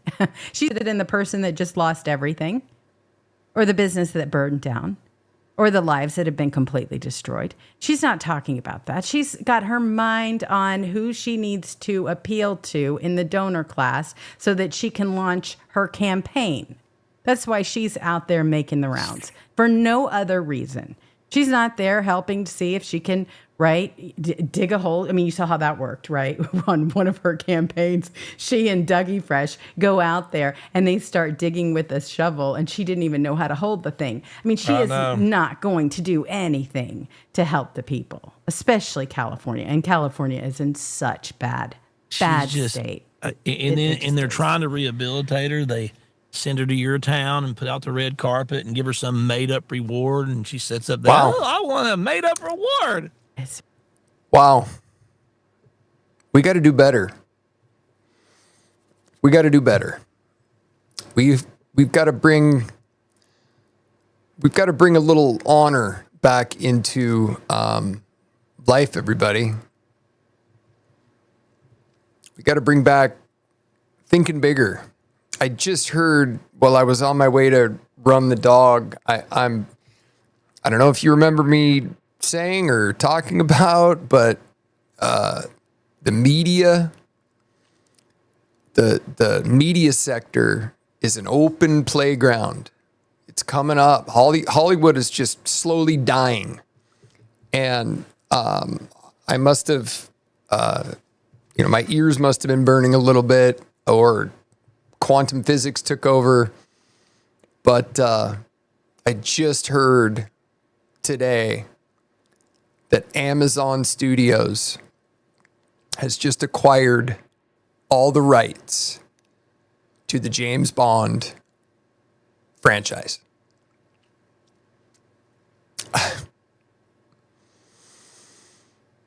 What is next? Are we going to hand over? And it's MGM Amazon. That I did not know. I missed that one. MGM Amazon. So I guess the country's biggest retailer in Amazon, and now MGM movie studio, Amazon's going to be producing. Disney, I guess, will still be producing, although I don't really know anybody in my circle that watches Disney at all anymore. It's also fake. People don't want fake. People want real. They want real, genuine, and factual. I don't know. Okay, we gotta watch one here. One of the things you're seeing.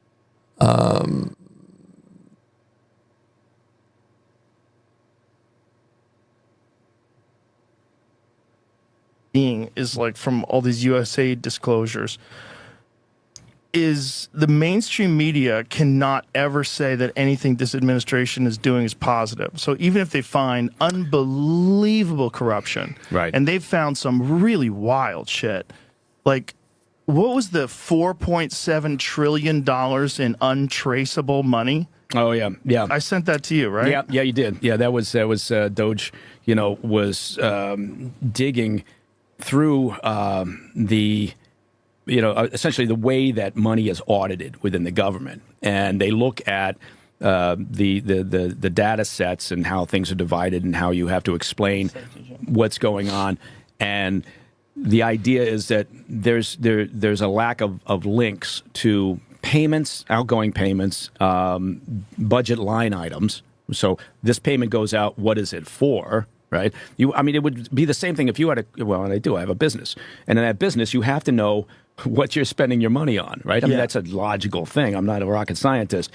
But what they're saying is that they've there you go.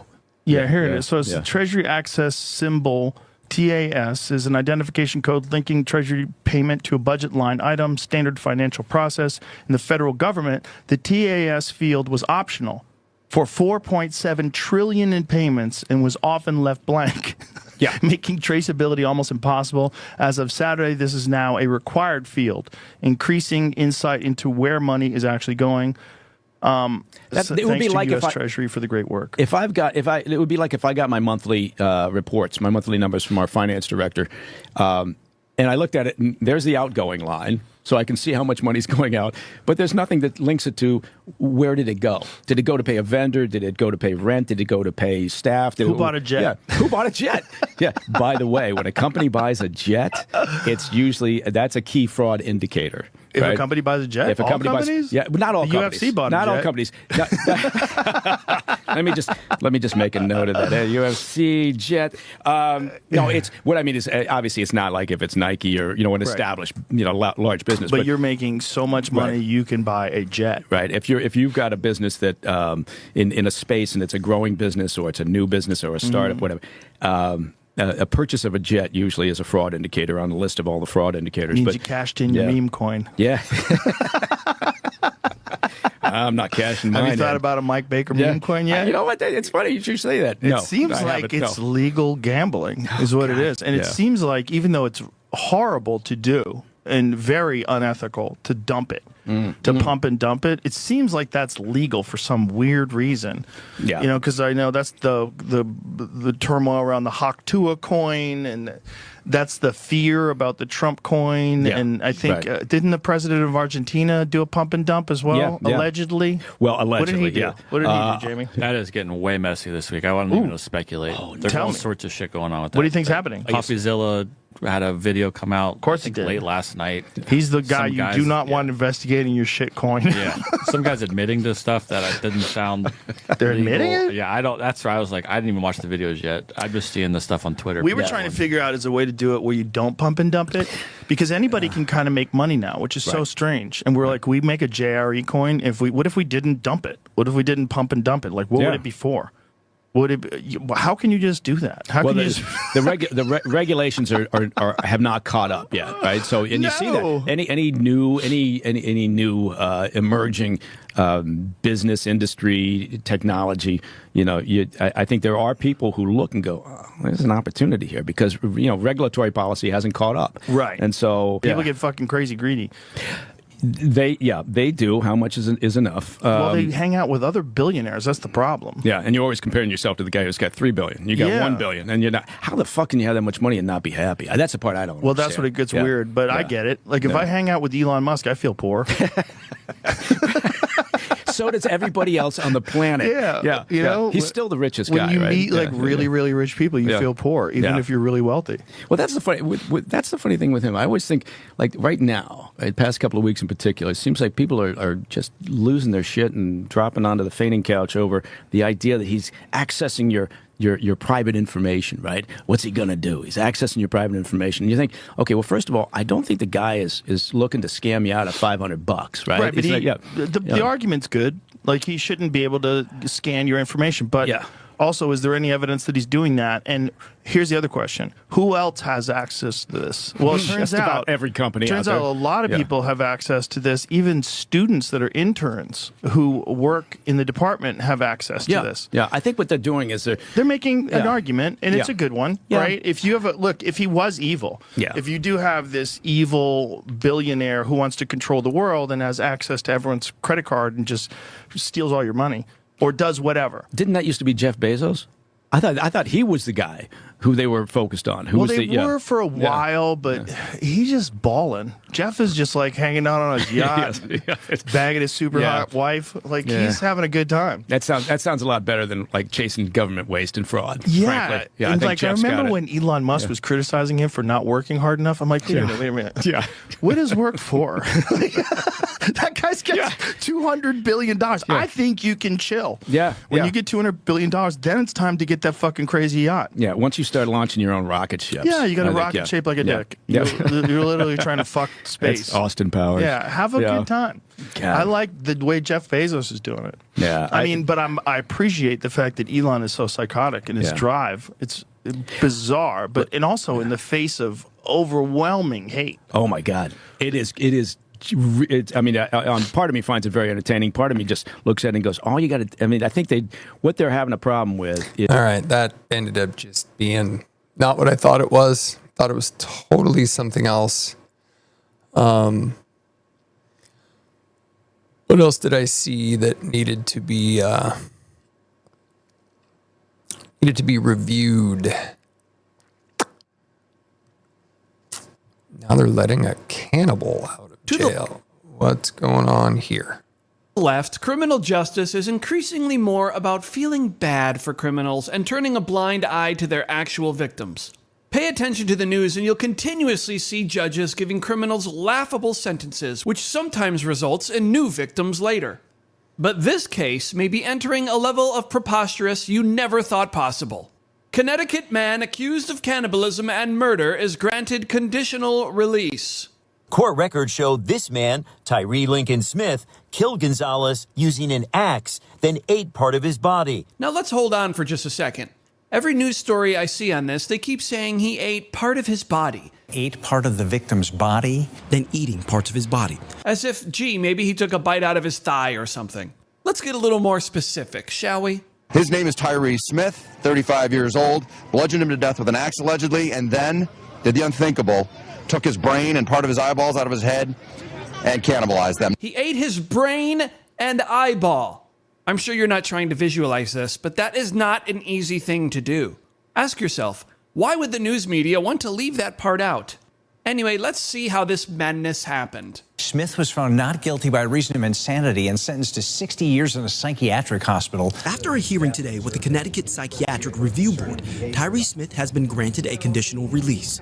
Smith was found not guilty by reason of insanity back in 2013. Murder and cannibalism and release in the same sentence, that's a problem. That's concerning to me. But Smith's doctors say he's rehabilitated, constantly taking medications to help with psychosis and voices in his head, reiterating that Smith has been a model citizen and he's lived in a halfway house for 9 months under temporary leave status and has only accidentally missed one check-in while being GPS monitored, joining rehab groups, and being subjected to random drug tests.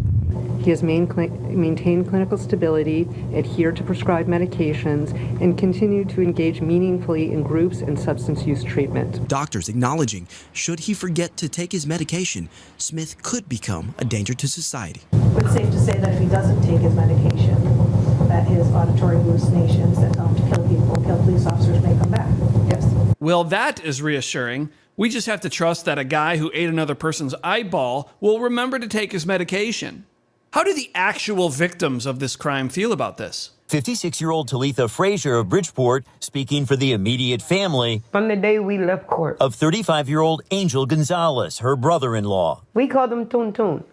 That man was well loved by friends and family. He wasn't just a homeless person. He had people that cared about him. He had friends. They didn't take in consideration how we would feel. It's hard not knowing if this man's going to pop up at our door, if he's going to pop up back on Brook Street. Is he going to take the ankle monitor off? The Connecticut Psychiatric Security Review Board, these guys here, could give two shits about them. They said, rehabilitation, not punishment, is the goal for all individuals found not guilty by reason of insanity. If Tyree forgets his medication and kills somebody, none of these people will face any repercussion. How about we change that? If Tyree screws up, you face punishment. Maybe then we won't see these kind of maniacs roaming our streets, plunging us into hell.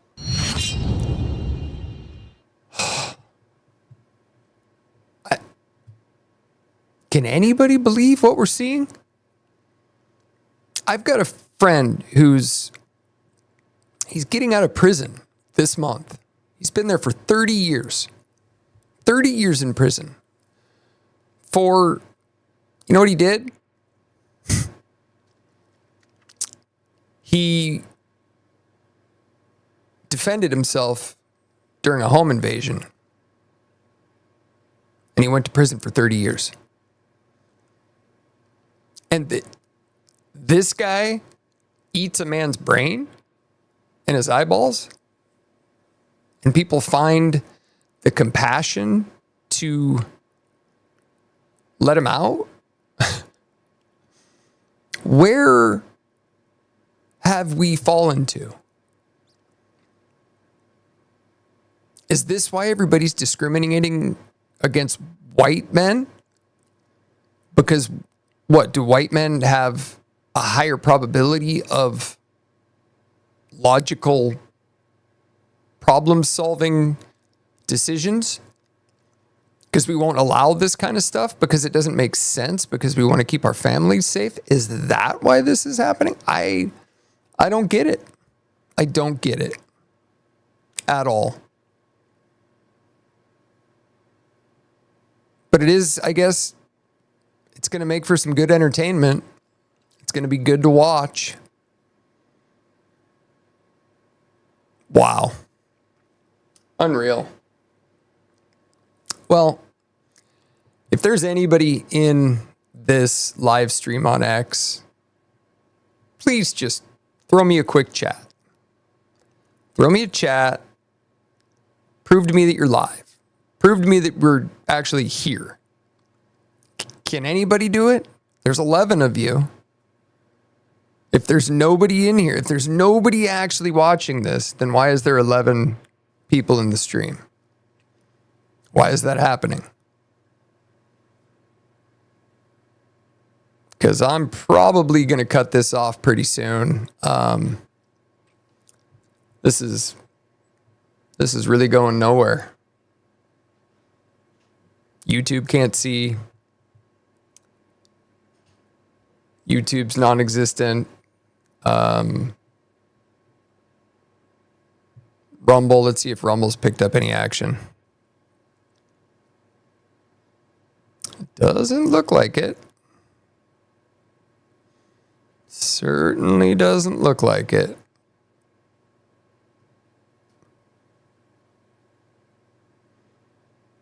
No, well, let's see. Let's go to number 2. Are we on page 2? Is there any possible? No, we're not on page 2.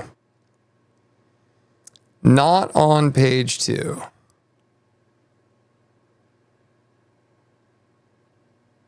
Not on page 1 either. Were we on page 4? Maybe we were on. We were on page 4. Yep.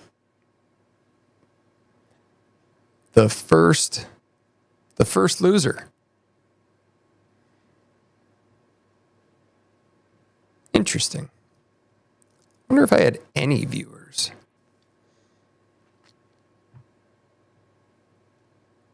Maybe nobody wants to hear any of this. Maybe I've just picked all the wrong stuff.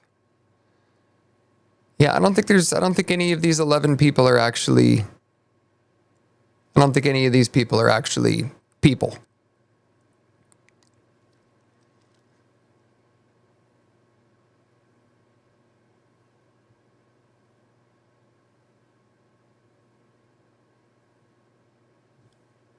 Interesting. Very interesting. Anybody? Anybody?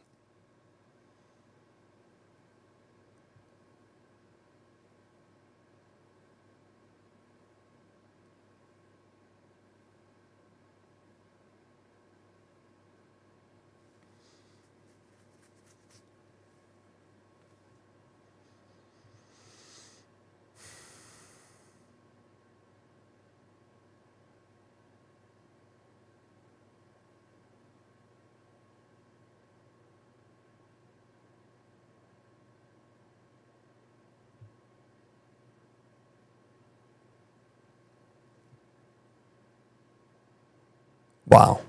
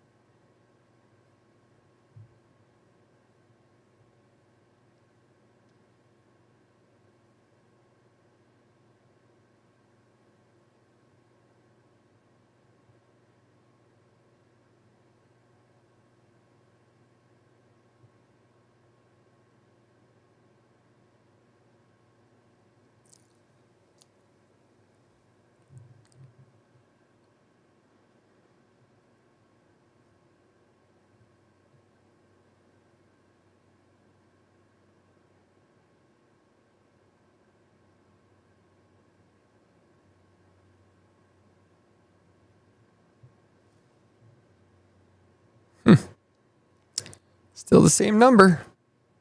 No chats. No nothing.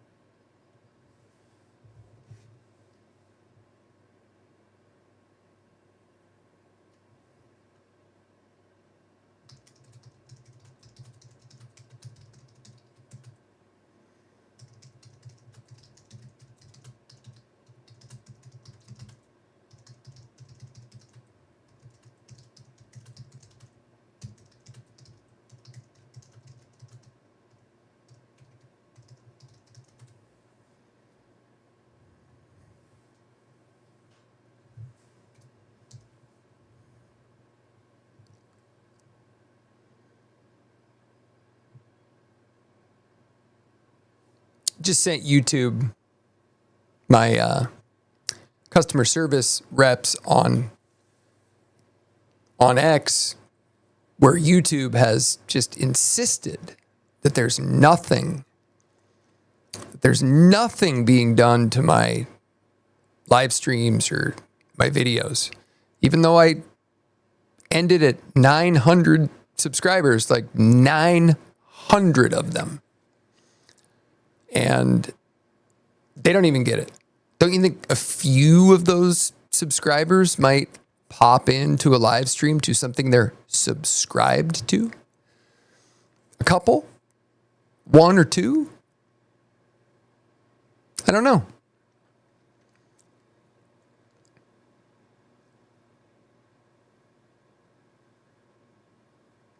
Trying to figure out how to attack this, guys. I really am trying to figure out how to attack this.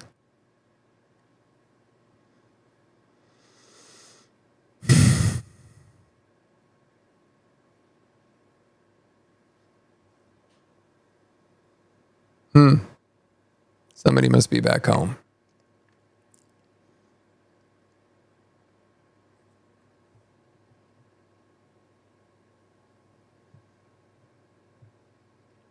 Maybe the internet, maybe the broadcasting, maybe that whole thing isn't what we think it is. Maybe it's not. Maybe this is going to have just as much control and manipulation by the right. Maybe Elon and Trump are trying to take things over.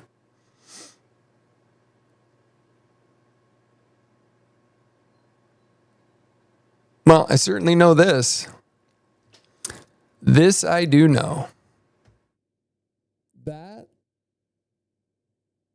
is not going to. That's not going to be sustainable. That's going south. And I think real estate too. Should have happened a while ago, but we're seeing it in the numbers. Nobody's reporting it. Remember how quiet the last administration was? Remember just like how silent everything was? Never heard from the president. We went 4 years without ever hearing from our president. Has any president ever really run the country? Have they? Has any president truly run the country? I mean, Nixon got a pardon. I mean, that whole Watergate. I mean, you look at all the scandals now, all the assassinations, all the scandals, all the history that's being taught in the history books. You can't trust any of it. Literally can't trust any of it. What's the point? What's the point if nothing means anything? If nothing means anything, then we lose control of society. We lose control of the organization and the laws and the safety. If criminals just get let out on the streets, if cannibals are being released from prison to go out and reoffend, and all the rest of the criminals are just going to be allowed to just, like, why did my buddy go to jail for defending himself? Well, because he accidentally killed a cop.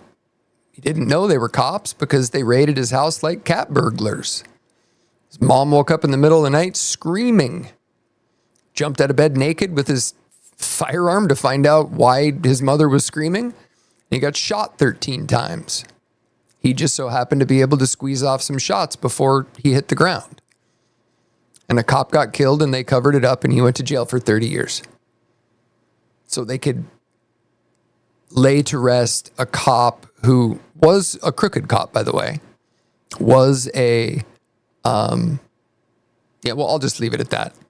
I live in too blue of a state to do any of that, and there's no supporters out there who care about that because nobody can see what it is I'm putting out there. So I guess I'm just gonna have to finish that book. Maybe I'll get on a podcast. Maybe I'll get on a show and do something if I have a book or allowed to be. Oh, did I get a response from YouTube? No, couldn't have. Nope, didn't get a response from YouTube. What do we do, guys? Oh, no, that's not me. And now I'm like the top option on X. I've been on for over 4 hours now. 4 hours and 30 minutes doing this marathon today. And I'm at the top of the live on X. I guess that means I've been on the longest. And still, nobody even drops in. Nobody even just like stops by to say hi. Not even an in and an out. You know, you'd think you'd see a couple in and outs, like just jumping in to take a look, popping out. Maybe I gotta like write something in the description that's a little more controversial or dramatic, or help me, I'm being kidnapped right now. That's not a bad idea. Hell with it. Everybody else is lying. Everybody else is posting total fraudulent bullshit, stealing cryptocurrency and meme coins and ripping everybody off, and nothing's happening. See, that's the problem, though. That is the problem with being a conservative or a person with moral character, and that is the problem. Because we can't do that. Like, we don't want to hurt people. We want to just like make people happy, not lie, not be a conniving loser. Is that where the term nice guy finished last? Is that where that came from? Seriously. This is the new today. Well, might just have to hop in the car, go for a little drive, and just go on an absolute fucking rant. Maybe that'll do it. Maybe that'll get some people woken up.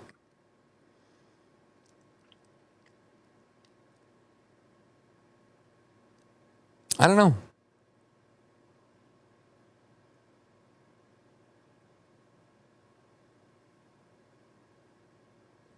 All right. Well,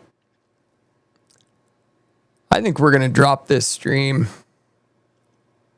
I wanted to see what happened when you went all day, thinking that's the way to do it. You know, that's how it should be, right? You work hard, you put in effort, and if you provide a product that is halfway valuable in some way, you will get things that I know what I'm going to do. I know what I'm going to do. I'm going to try again. I'm going to try again tonight. I'm going to try again tonight at 8 o'clock. And we're going to boot up Flight. Hopefully I can stream and Flight Sim at the same time. Flight Sim's a pretty resource-intensive application. But I'm going to give people some aerial tours of where I grew up.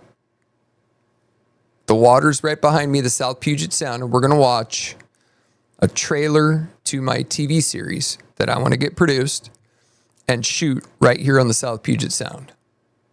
So tonight at, let's call it 7:30 p.m. Pacific, we're going to see if we can boot up a aerial tour and we're going to mix it up tonight. If just my charming personality alone, with giving you guys some good information about markets and want to start a conversation, want to find people with critical minds, the ability to think, with the ability to deploy, with the ability to act, put boots on the ground. That's what I'm looking for. If you know anybody out there who has anything that resembles that, subscribe to this, go to the AckermanAlliance.com, follow, all that stuff. Because if I ever can get the momentum behind this,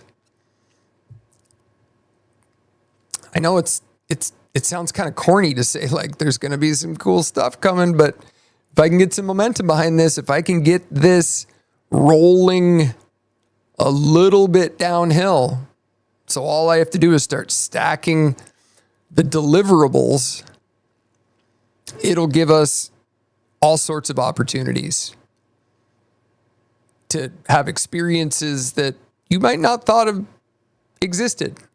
I had a pretty full childhood and young adulthood. Remember, I didn't go to college, so I went and just explored, did all kinds of stuff. And I want to bring some of that stuff back to everybody who needs it. Let me be your guide. Well, until then, we will call it sayonara tonight, 7:30 p.m., same places. You know how to find them. If anybody has any suggestions for how they can help me, or maybe I'm doing something wrong, let me know. Who am I? Well, let's just say I'm your typical American kid. If typical means growing up insecure, stuttering through sentences, dodging a critical mom, and watching dad hide in the shadows. High school kicked me out 2 weeks early for leaving campus with my girlfriend. One of these girls is her. And the closest I got to college was throwing a touchdown pass to my buddy in the 5th grade. I was lucky to spend a lot of time with my grandparents. They were great. Learned to use my words to navigate life, just like Grandpa said. Make friends, make money. I experimented, took things apart. Guess I learned the old-fashioned way by just making mistakes. Hey! I've sold wine to grocery stores, driven heavy equipment, caddied on the PGA Tour, was in a band, even went to LA in my early 20s to give acting a shot. Pretty sure I can fly anything with wings. Worked in sales most of my life, got recruited to Wall Street, and one day I even rang the opening bell at the New York Stock Exchange.